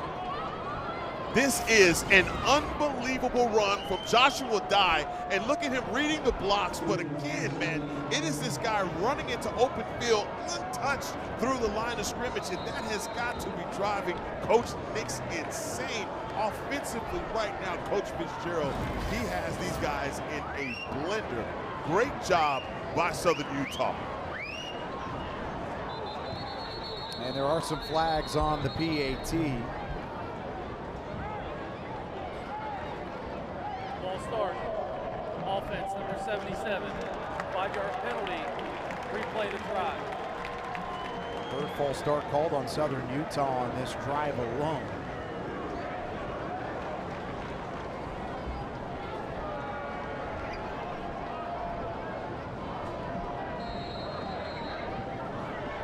.7:02 left, and Southern Utah has already hit the 40-point mark. Not a surprise with a team that could strike as quickly as the Thunderbirds can on offense. Entered second in the UAC, only behind Tarleton in points per game, with 36 on average. Here's another look at the touchdown. Joshua Dye with 4 rushing scores in this one. Southern Utah pulling out all the stops on the road against number 3 Tarleton State. A fake punt works out in their favor, and it sets up a 59-yard rushing touchdown for Joshua Dye, his 4th of the night, and the Thunderbirds retake the lead 42-35. With more on somebody that was on the field during that fake punt, here's Kendra Sheehan. There is no quit in Southern Utah running back Talmadge Brown, who was a key blocker on that fake punt. Since starting with the program in 2019, he has had to have a partial knee replacement, multiple knee surgeries, 2 labrum surgeries, a torn rotator cuff, and probably the craziest story is he had to have his appendix taken out, had to go back because he was internally bleeding. He actually lost 3 liters of blood and was 30 minutes away from dying, but fought all the way back to come back into the game and help Southern Utah. Kyle? Kendra with an incredible story. A great return in the middle of the story was D'Angelo Rosemond, setting up Tarleton State with good starting field position. Yeah, you talk about resilience and what it takes to make it through a college football career. Talmadge Brown has shown that off the field, and then he comes in crucial situations as a blocker on special teams. They use him as a return man at times throughout the campaign as well. And the 5th-year senior out of Utah, playing nearby his hometown as a part of this Thunderbird squad. An incredible story as his squad leads it by 7 on the road. It's Trey Page with the opening carry of the drive. Took a hit, kept on rolling, and he has first down yardage for the Texans. Just as Todd Whitten said going into the halftime break when he spoke with Kendra down on the sideline, Heckma, the defense has to do their job, but the offense has been very efficient in their own right. Well, they're holding them up and keeping them in this game, and I think both defenses, they have to look within to find a way to get a stop at some point because these offenses are just battling. Deep throw into coverage, looking for Jackson. It falls incomplete. Jackson never really found that football out of the hand of Greek. 2nd and 10. A rare 2nd and long or 3rd and long scenario. That's really where both of these offenses have had the majority of the success, Heckma, is in the early downs they've been efficient.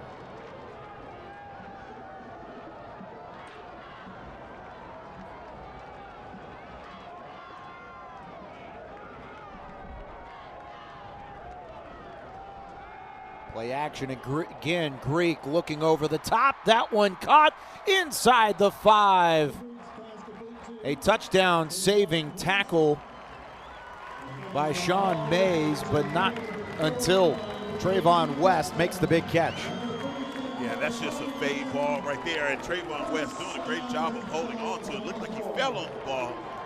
Being a tough man right now, getting right back up to the line of scrimmage. He doesn't want to miss this red zone snap. Page takes it, foot raised to the outside, and he's into the end zone. Trey Page crosses the goal line for the 2nd time tonight. Punch, counter punch in this UAC matchup. They are going to run out of fireworks. They're going to run out of fireworks here tonight. This is one of those games, man. This is going to be who has the ball last. Unbelievable on offense, and you got to give Daniel Creek all the credit in the world on some of these throws that he's making, but also his running back, well, they are finishing the deal. Both offenses saying no starting quarterback, no problem. Daniel Creek leads a touchdown drive, caps it off with Trey Page into the end zone for 6, his 2nd rushing score of the night. And the Texans tie things up, 42-all midway through the 3rd. Give credit to Daniel Greek and the Texans offense. This 44-yard dime down the left side for Trayvon West put the Texans on the doorstep, and then they convert with Trey Page III, who wins the foot race to the corner. And we are all tied at 42. It's been the ground game. It's been the passing attack. Both teams having success on offense, and about as even as we can get to this point in the game. Southern Utah, 426 total yards. Tarleton State, just 8 yards behind that at 418. This is, I mean, look, this is a crazy game. It's going to be more than 1,000 yards of offense when we get to the end of the night. But this is the kind of night that you love being in as a running back, because you're basically untouched on all of these runs on both sides, whether it's Trey Page or Caleb Lewis, but specifically Joshua Dye. These guys are putting on a show. Hope you didn't bet the under in this matchup if you are one of those individuals. We'll step aside. High-scoring affair here in Stephenville. From Memorial Stadium in Stephenville, Texas, number 3, Tarleton State in a barn burner with Southern Utah, the only team in the UAC inside the top 15. Here's a look at the top 10 of the FCS Coaches Poll. Some of those normal programs that you see at the top of the level all the way up at the top there, like South Dakota State, North Dakota State, a couple of really solid programs. But when you talk to anybody, including opposing head coach tonight in Delane Fitzgerald, he believes this Texan squad is talented enough to run the table in the FCS playoff picture. Yeah, it's a ton of talented teams in that top 10. It's really too early to tell, but right now the Texans, they look really good, man, in a dogfight here at home, and not used to seeing them give up this many points, though. But, man, love that graphic of the top 10 in the FCS. Tarleton State on defense had allowed just 12 points per game. They were top 5 in the FCS coming in. The most they had allowed in a matchup this year was 27 on the road in a double overtime win over FBS foe and reigning American Conference champions, the Army Black Knights, back in week 1. That was 27 points on the board, and Southern Utah has more than surpassed that already with under 5 to play in the 3rd quarter. With the backup quarterback as well, that throw into coverage. Diving toward the ball is Melidor, falling back toward the football, had a chance at the interception. Took the words right out of my mouth, because Will Burns is the backup quarterback and a guy that comes in spot duty on a few plays, but he has been dialing it up, throwing some dimes, and that one was just dropped on the outside. That was perfect placement, but it is what he has been doing also on the ground that has made the differences. Man, I tell you what, it's a big one. Third down. Will Burns lofts it up, overthrows his tailback and Braden Whistler. That catch is made. It's an easy first down for Southern Utah. Instead, they have to punt.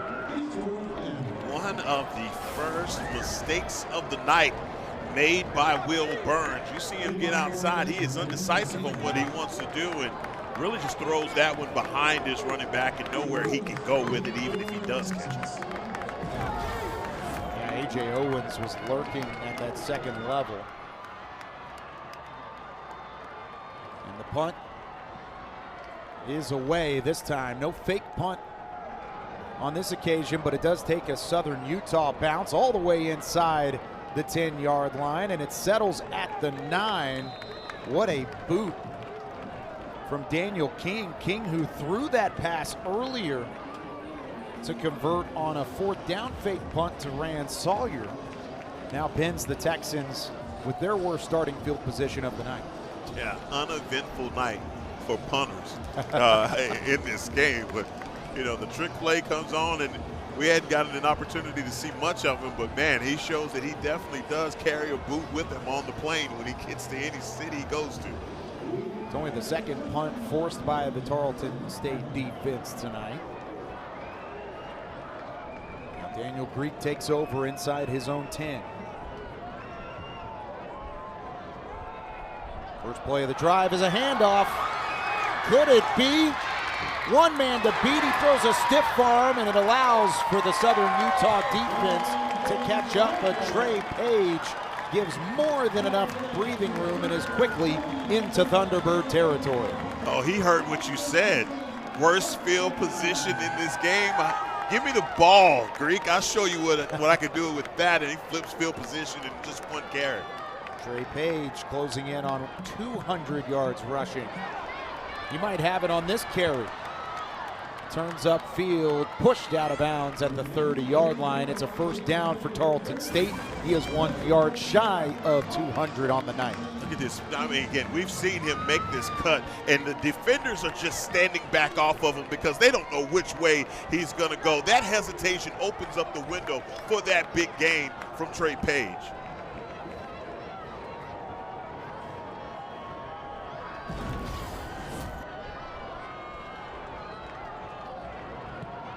First and 10. Now they go to the opposite side. They've been running on that left side of the formation. They bring in Caleb Lewis, and Lewis tries the right tackle. That time it's covered up nicely by the defense. Mikey Allen making a play on the edge. You just got to get your hands on these guys.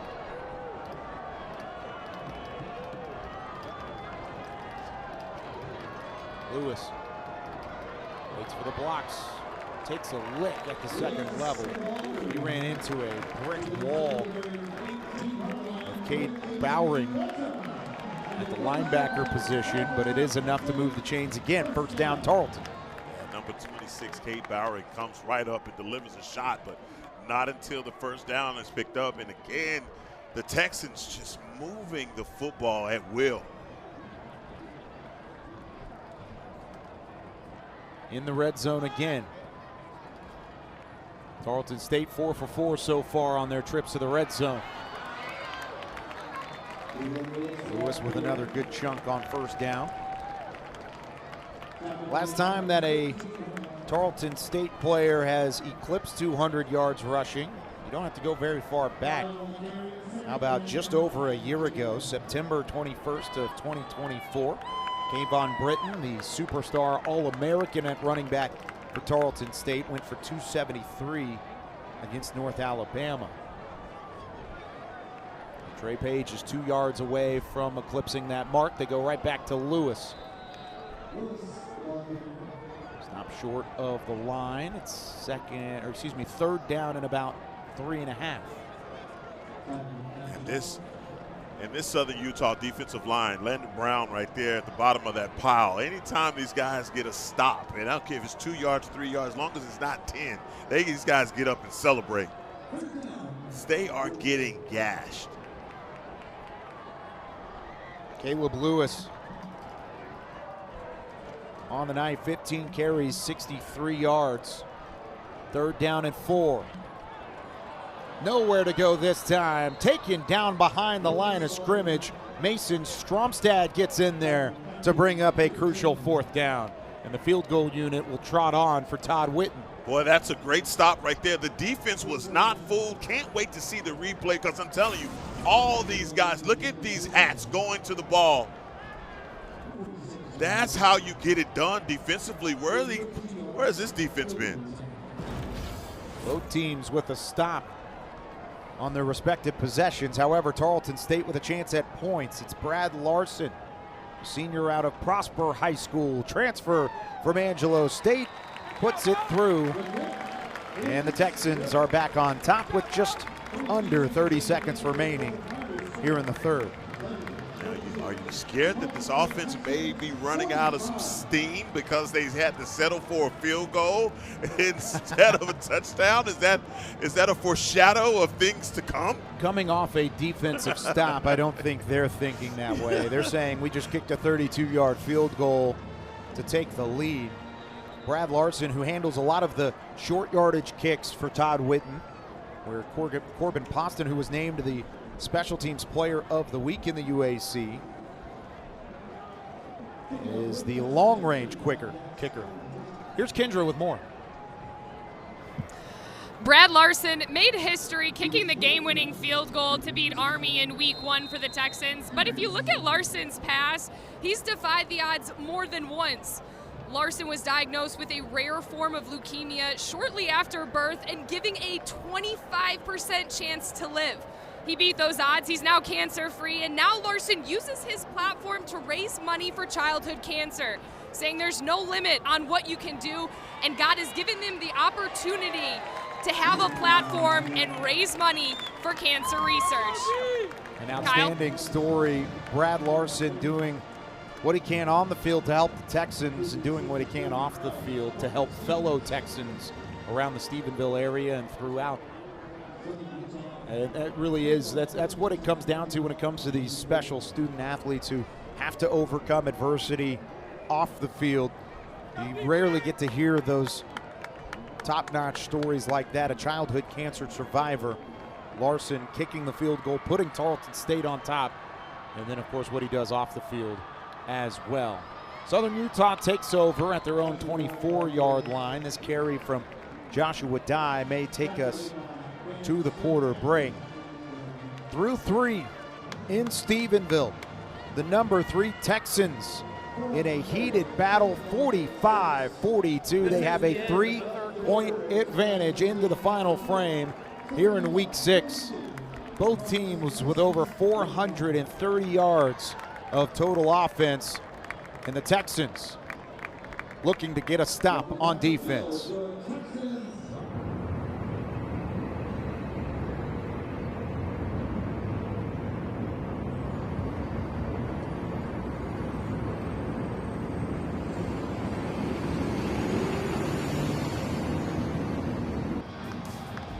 And Kyle Yovich, you said this game was going to be a vibe. I don't know if you thought it was going to be this much of a vibe, and Peyton Kramer got things going to start in the third quarter, but it has been the fake punt and all of the tools being thrown for Southern Utah. This big-time run by Joshua Dye really was the place setter for all the things that were going to happen in the third quarter.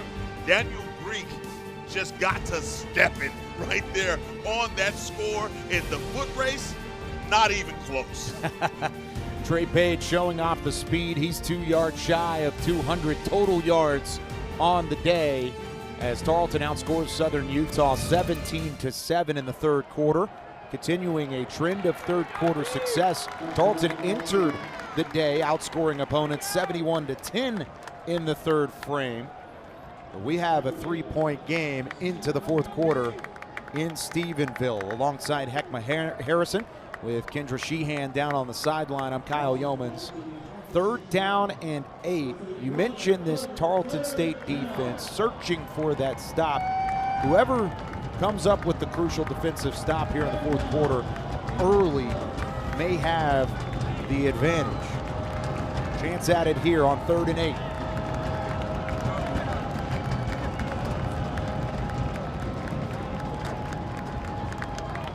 Burns steps into the pocket. Right side, intercepted.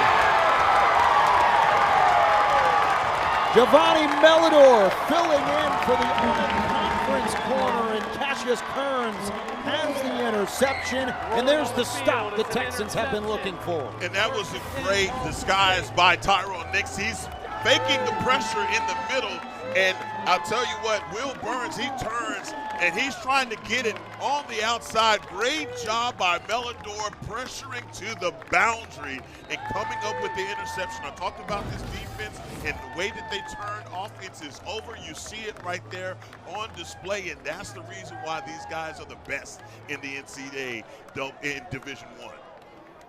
Melidor dedicating this season to his brother who is battling cancer, wants to serve as an inspiration.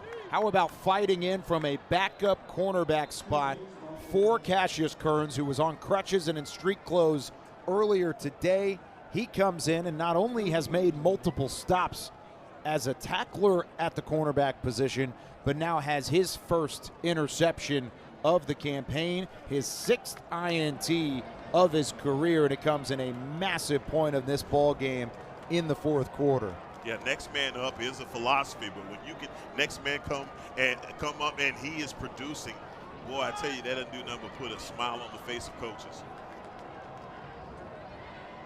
Hand off to Trey Page. Page chopped down behind the line of scrimmage. Southern Utah reads it well, gets there quickly on the stop. Tim Christian with the tackle. He had 6 of those last week. Yeah, and I'm telling you what, this defense, they just have got to stand and deliver. And John Kelling has got to be telling his guys, look, don't just stand back and wait on these running backs. You've got to attack these guys. You can tell they're just trying not to get shook out of their spat. But here in the fourth quarter, they are attacking. Tarleton State subs in Lewis as the tailback. Greek with all sorts of time, looks over the middle, completes it to West. It's close to the first down, but past the marker. It moves the chains for the Texans again. Boy, I tell you, when you give Daniel Greek that kind of time, he's just not going to miss. Again, this offensive line has been tremendous throughout the season. Just 4 sacks allowed coming into the day, and you see what they've done on the ground. Over 260 yards rushing on the night. Nothing going on this play. This is just a nasty bunch up front. The depth plays a big factor for Todd Witten's squad, but when you can win in the trenches like they have all season long with Moe and Smith and Jordan Love, Braden Smith, Kurt Hatch, I mean, these guys are maulers up front. And it just weighs them, Kyle. These are big guys. Play action, Greek, right side. This one complete to Jackson, but he's pushed backwards out of bounds by Mikey Allen. All of these wide receivers, they're about 6 foot tall. But each of these guys, they're burners. And if you miss a tackle, they can get gone in a hurry. That was a good look at Mikey Allen, who has done a nice job, mostly squared up against Jackson throughout the night. Coach Fitzgerald saying that Allen doesn't jump off the page, but he does his job, and you can see why there. Handoff, first down yardage and a little bit more for the Texans as they continue to push deeper into Southern Utah territory with Caleb Lewis. Andrews He has him in the hole, and he's trying to make a tackle. And Caleb Lewis, again, he's just one of those guys that's so slippery. You just got to find a way to bring him down. Arm tackles hadn't worked all night. You can ask these linebackers. It seems like an impossibility to tackle this guy. Lewis runs into a pair of those linebackers. Met by Bowering and Stromstad, who's had a nice night. Again, up front, you talk about this offensive line. They are controlling the line of scrimmage. Guys like Henry Harper, Parker Andrews, and Joe Tungamoa have had their hands full. Greek with time again, has an open man down the right seam. It's Jackson for 6.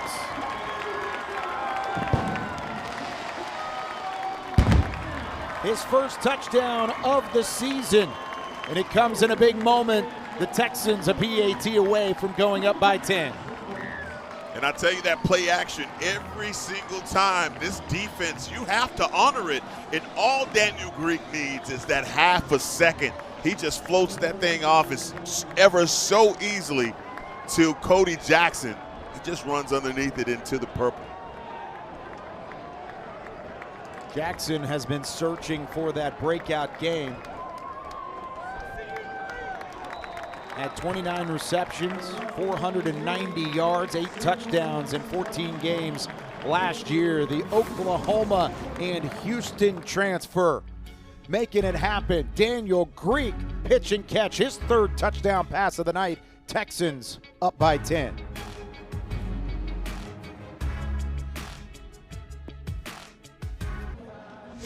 Almost every time that you're going to hear a backup quarterback is needed, you would think, especially with the starter being an all-conference honoree, there would be a drop-off. No such drop-off tonight for Daniel Greek in the Tarleton State offense. 15 of 19 passing, 279 yards, 3 touchdowns on the night. He's been tremendous filling in for Coach Todd Witten. Victor Cabales out with an injury he suffered against Chattanooga in the last matchup for Tarleton State, and Greek has looked oh so comfortable behind center. Man, you just love the fact that he was ready for the opportunity, and the quarterback that has been throwing on time, making all the right reads. But man, you would think, he has been standing on platform, absolutely delivering these strikes, but he has been supported by his running game.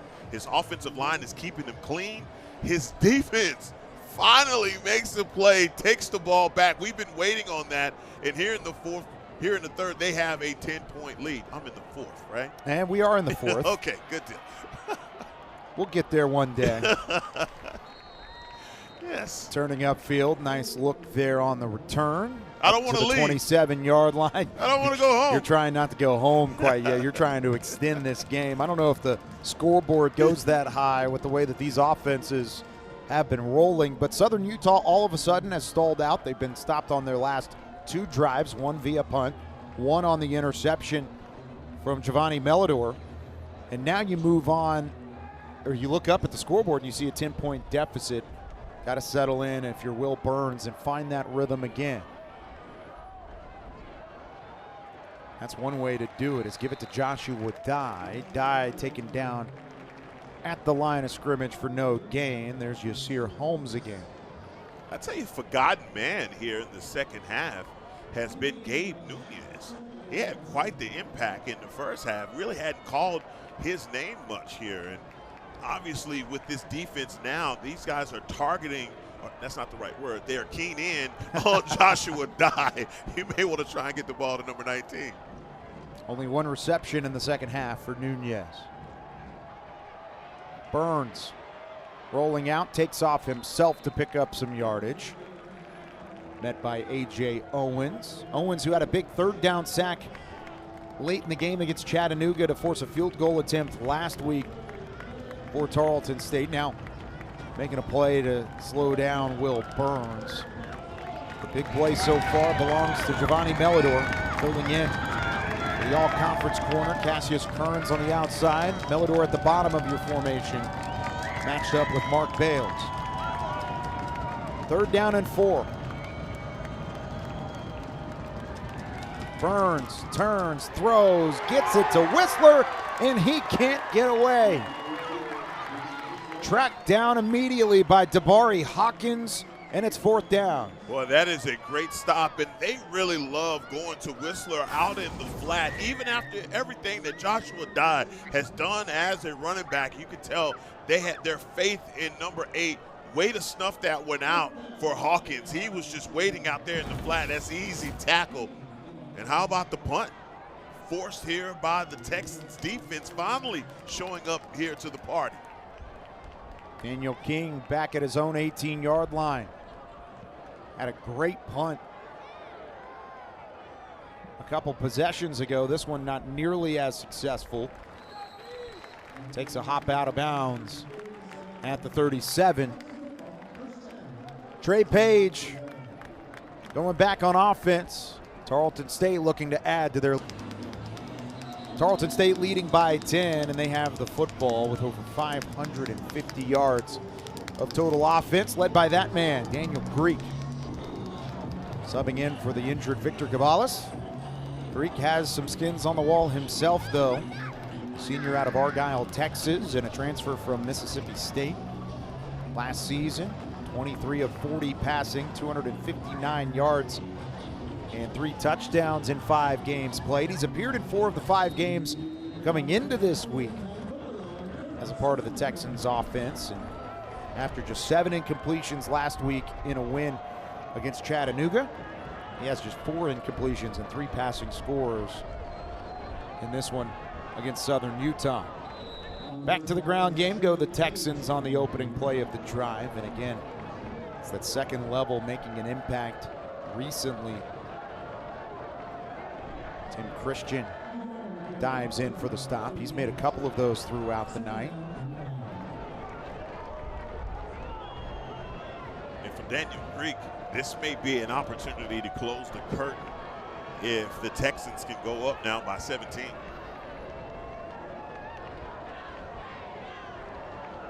Play action, near side. That one complete to Young. Young can't go anywhere as Christian wraps him up by the ankles and then gets some reinforcements on the near sideline.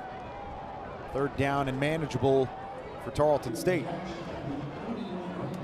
Young had called his name tonight. It's a big body receiver, 6'2", 225.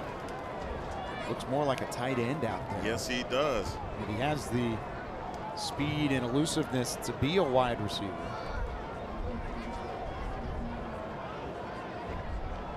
Texans 6 for 9 on 3rd down tonight.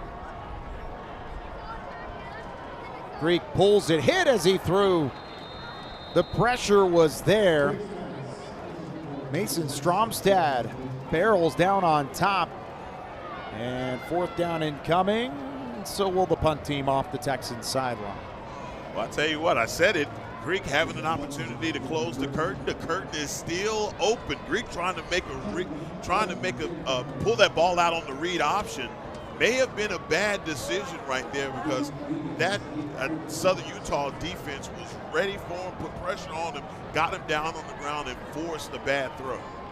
1 minute and 21 seconds off the clock in that drive. A 3 and out for Tarleton State certainly keeps Southern Utah alive as a fair catch is made by Gabe Nunez inside the 15.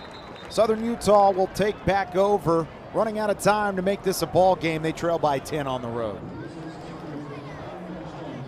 There was a penalty on Southern Utah going into the break. It forces a Tarleton State re-kick, and it ends up being about the same yardage. This time Gabe Nunez works it to the 20, and that's where the Thunderbirds take over. 52-42, Tarleton State on top here in week 6 of college football. Let's take a look at the Clark Real Estate Group house call of the game, and it's the score that put Tarleton State up by 10. Cody Jackson ready for a breakout game. How about this dime off the hand of Daniel Greek to put the Texans up by 10? Boy, and that was the one. And all of that was set up by the job that Trey Page and Caleb Lewis is doing. man, this defense, that secondary, they are on high alert trying to stop the run, and they just forgot about number 2, Cody Jackson, a guy that Coach Witt and our call just basically said this kid is ready for a breakout game, and I believe he's had it here tonight. Yeah, certainly had some impact in this one. Jackson, the second leading receiver on the Tarleton State side, 5 catches, 71 yards, and a touchdown on his night. Take a look at Trayvon West, 6 receptions, 120 yards, and a touchdown. He's the leading receiver, but it's really been about the ground game for Tarleton State. 198 yards from Trey Page III. He's 2 yards away from that 200-yard mark. He may have to wait a little longer to get there because the Thunderbirds are back on offense.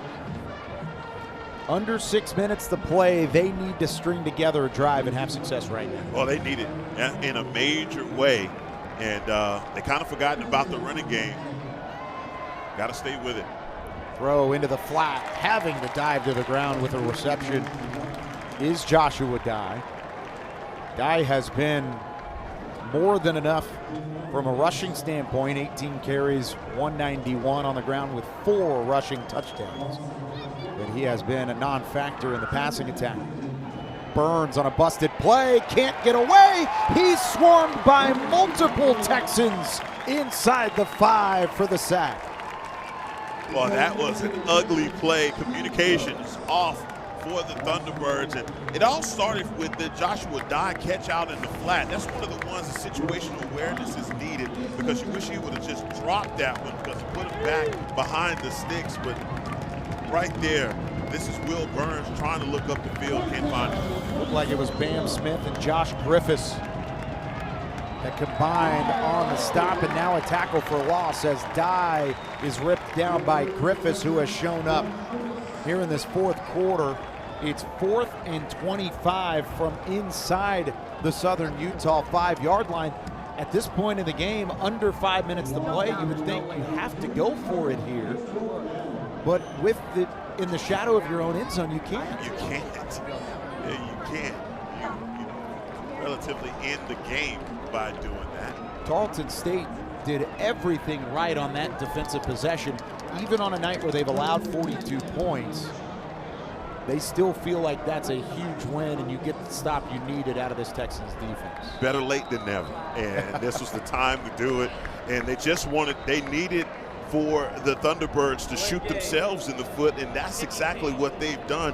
They've had a couple of these possessions offensively where they haven't got anything going, and it is like this offense all of a sudden just became disjointed, and it's got to be maddening to Coach Fitzgerald.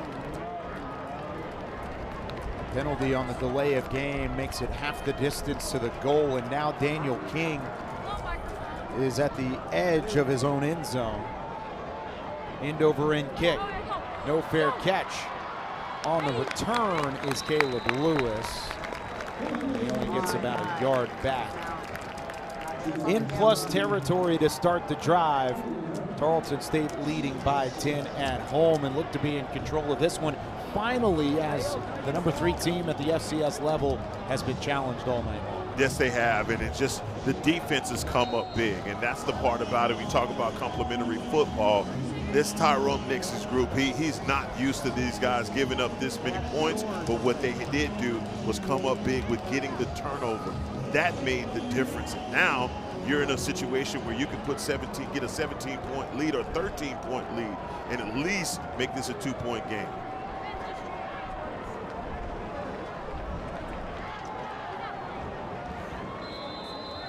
Go to Lewis on the ground.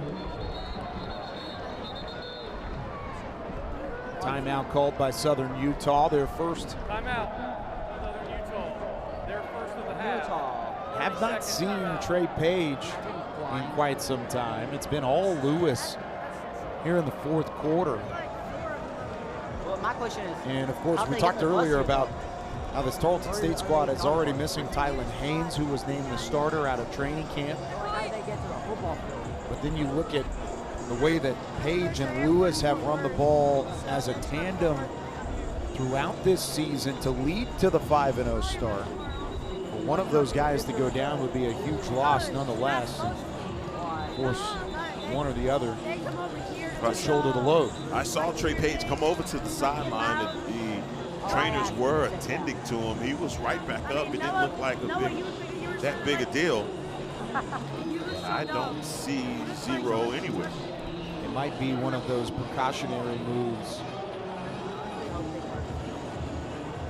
Page does have his helmet on. He's on the sideline. Yes. So maybe not an injury, maybe just keeping him out of the fold at the moment. It remains Lewis in the formation. 2nd and 10. Lewis rather, taken down by Josh Dunn, and there's the second timeout by the Thunderbirds. Talk about conversations with coaches. Coach Fitzgerald for Southern Utah, he is an old ball coach. And one of the great conversations that I've had, and I've had many coaches, man, and he's just one of those guys that you love talking to. Absolutely. Give him credit. He entered this matchup on paper as a severe underdog, and we didn't even know that Bronson Barron, one of the top quarterbacks in the FCS, was going to be unavailable and in street clothes for this Week 6 matchup. He said it's a bunch of guys trying to find their way. They've played 4 straight games against ranked opponents at the FCS level. And he also said, I'm a James Madison guy through and through. I know what good FCS football looks like, what good FCS teams look like, and that's one we're going to face on Saturday in the Tarleton State Texans. And they've had the challenge throughout.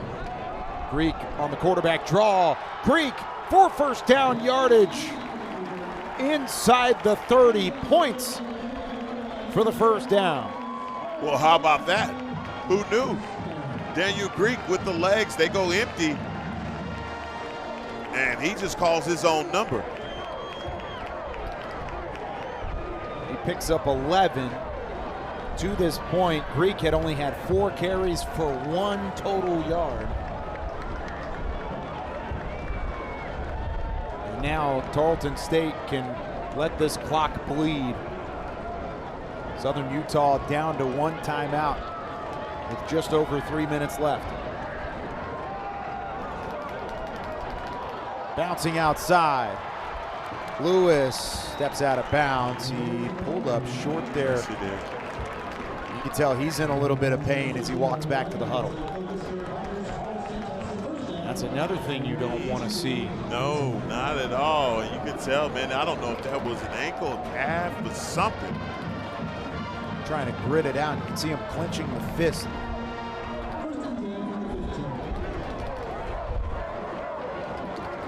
What a night he's had as well, closing in on 100 yards rushing. 2 touchdowns to his total.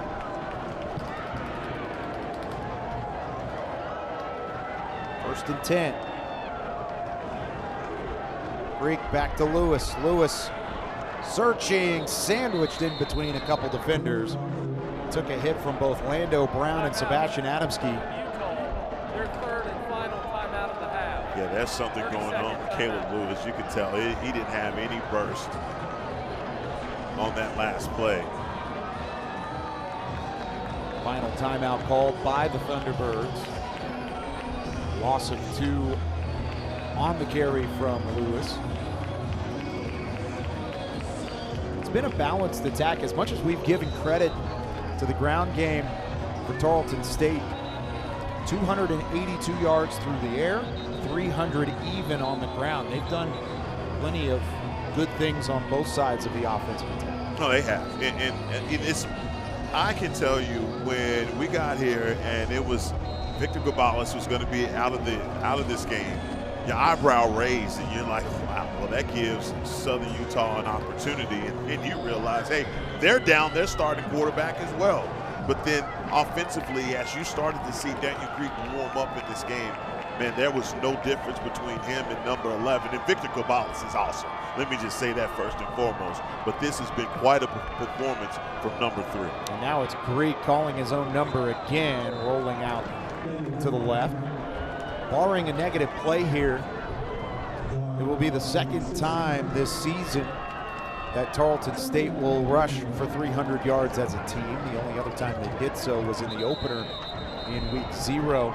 This is the 2-minute timeout. Against Portland State in a 42-0 win. It wasn't a shutout from the defense. Tarleton State 2 minutes away from their 6th win of the campaign. Daniel Greek and the Tarleton State Texans now inside the 2-minute timeout, looking to move on to 6-0 this season at the FCS level. They'll take on Utah Tech on the road next week, and then possibly a ranked matchup in week 8 of the college football regular season. West Georgia comes into town to face this Texans squad. 3rd down and 11. Out of the 2-minute timeout. And off to Lewis, who looks better after coming up limp a couple plays ago. It is 4th down, and flags are flying. And if this is on Southern Utah, that would end the game. Oh my goodness, it is. Tarleton State can kneel it out if that's where it does go. I think they're going to catch Blake Stillwell with the headbutt. They caught him late. That's just complete. That's just frustration. A disappointing move from Southern Utah, who, at least at this point, had forced a Tarleton State field goal attempt, you would think, on 4th and 10. Yeah, Danny Joyner and Stillwell got mixed up. After the play was over, unsportsmanlike conduct, defense number 12, his first of the game, 15-yard penalty, automatic 1st down. This foul is subject to a 10-second runoff. Game clock operator, please reset the game clock to 1 minute, 40 seconds. So you take 10 out, and they called it on 12. You see it on the right side of your screen. Just an unfortunate mistake. Blake Stillwell will learn from it. He was one of the impact players, and we mentioned earlier in the game, but now it allows Tarleton State to take a couple of knees, and they will escape as one of the first 6-0 squads in Division I college football. Only Lehigh reaches the 6-0 mark quicker than the Tarleton State Texans. Memphis currently in progress, leading 28-7 over Tulsa, would be the 3rd team after West Georgia and Vanderbilt both go down, with an opportunity to move to 6-0 today. What has been a dream season for Tarleton State will continue. Best start in the NCAA Division I era. Remember, they started 11-0 in their final D2 season back in 2018. And you talk about what they've done tonight. It's a balanced attack, 577 total yards. Defense didn't have their best night, but it's still enough when you can score points like they have. Yeah, it's just one of those nights that I think defensively you're going to come away and you're going to thank your offense for carrying the load and promise to do better in the next one. But Coach Todd Witt is really building a championship caliber team here in Stephenville. You love to see it, the recruits that they're bringing in. I'm telling you, man, they got all the goods here at Tarleton State. It was a Southern Utah challenge for head coach Todd Witten. When these two teams come together, you know it's going to be an exciting one, and it certainly was. Trailing at the break, but the number 3 Tarleton State Texans prevail, now 6-0 on the 2025 season for the first time at the NCAA Division I level. They win this one 52-42, the final score in week 6. Fireworks going off inside Memorial Stadium. Heckma, you know, as we wrap this one up from Stephenville, it's going to be a conversation. Is this Texans team ready to become elite? And I think the way they played in the second half showed that they are. No, it did. And I think where you go from here is you just think about the Daniel Greeks, the Trey Pages, and the Caleb Lewises, and what you could do just from an aspect of being able to control the line of scrimmage, but also run the ball. Daniel Greek, when he needed it, he delivered it to his wide receivers that came up big, but it was the ground attack that really just kind of dominated this game. 52 points were scored here by the Texans. Now, 42 on the other end as well. And 52 points on the board by the Texans offense without their all-conference quarterback and Victor Gabales, who has been a leader on this Texans squad throughout the last few seasons. Daniel Greek comes in, goes 16 of 21 passing, 282 yards through the air, 3 touchdowns, and did not throw an interception in the 52-42 win. And Kendra Sheehan is with Daniel Greek on the sideline. Daniel, we knew this one was going to be a high-scoring affair just based on the two offenses. How did Tarleton State get it done? Man, first of all, I want to say just all glory to my Lord and Savior Jesus Christ. He's given me the ability, and I just got to say we've pushed through a lot of obstacles together as a team, and we just come together, just glorify God, and then work hard every single day. It's every rep in practice. We treat it 100%, so we just got to keep getting better every play. Last week, you came in and got the win against Chattanooga. This one, all your own. You get the win here for the Texans. How do you describe this one? Man, I just got to say great job to our O-line, our tight ends, our running backs, our receivers, man. This is not at all me. This is a team game. And so I'm just incredibly grateful for my teammates, and they know that we've battled together, and they know I love them, and I've been waiting to just get out there with them. So I'm incredibly thankful for my teammates, my coaches, and just the Lord for blessing me with this opportunity. I mean, it was next man up mentality. You got Giovanni Melidor, who gets the interception that really helps seal this game in the fourth quarter. Describe that moment for a guy who was in a similar position as you and gets the call up and shines. Definitely. Melly and I remember being hurt around the same time he was, and so we were just encouraging each other when we couldn't even practice, we couldn't even get reps, and we're just saying, hey, we're going to trust God, we're going to keep rehabbing, getting better. And so it was incredible seeing him get that interception, and it's just that change of momentum, and our team capitalized. Coach Witten had all the confidence in the world in you as well as Gabales. What did he tell you before this game that helped give you a little bit of an edge tonight? Oh, well, at our team meeting the other night, he just said, Daniel, you're an outstanding player, and we trust you with this offense, so we just got to go see what we can do. And so I appreciate the coaches for trusting me with this opportunity, and we just capitalized on it. Yeah. Well, you certainly were outstanding tonight. Go celebrate this one, Texans 6-0. Thank you very much. Kyle, up to you. Thank you very much, Kendra Sheehan, down on the sideline tonight. All the praise for Tarleton State was around the depth on this Texan squad. That was showcased tonight by multiple players stepping up in a spot duty and coming away with a 52-42 win over Southern Utah in UAC play. For Heckma Harrison, for Kendra Sheehan down on the sideline and our entire ESPN crew, I'm Kyle Yeoman saying so long from Stephenville, Texas. The Texans are 6-0 for the first time at the Division I level. This has been a presentation of ESPN.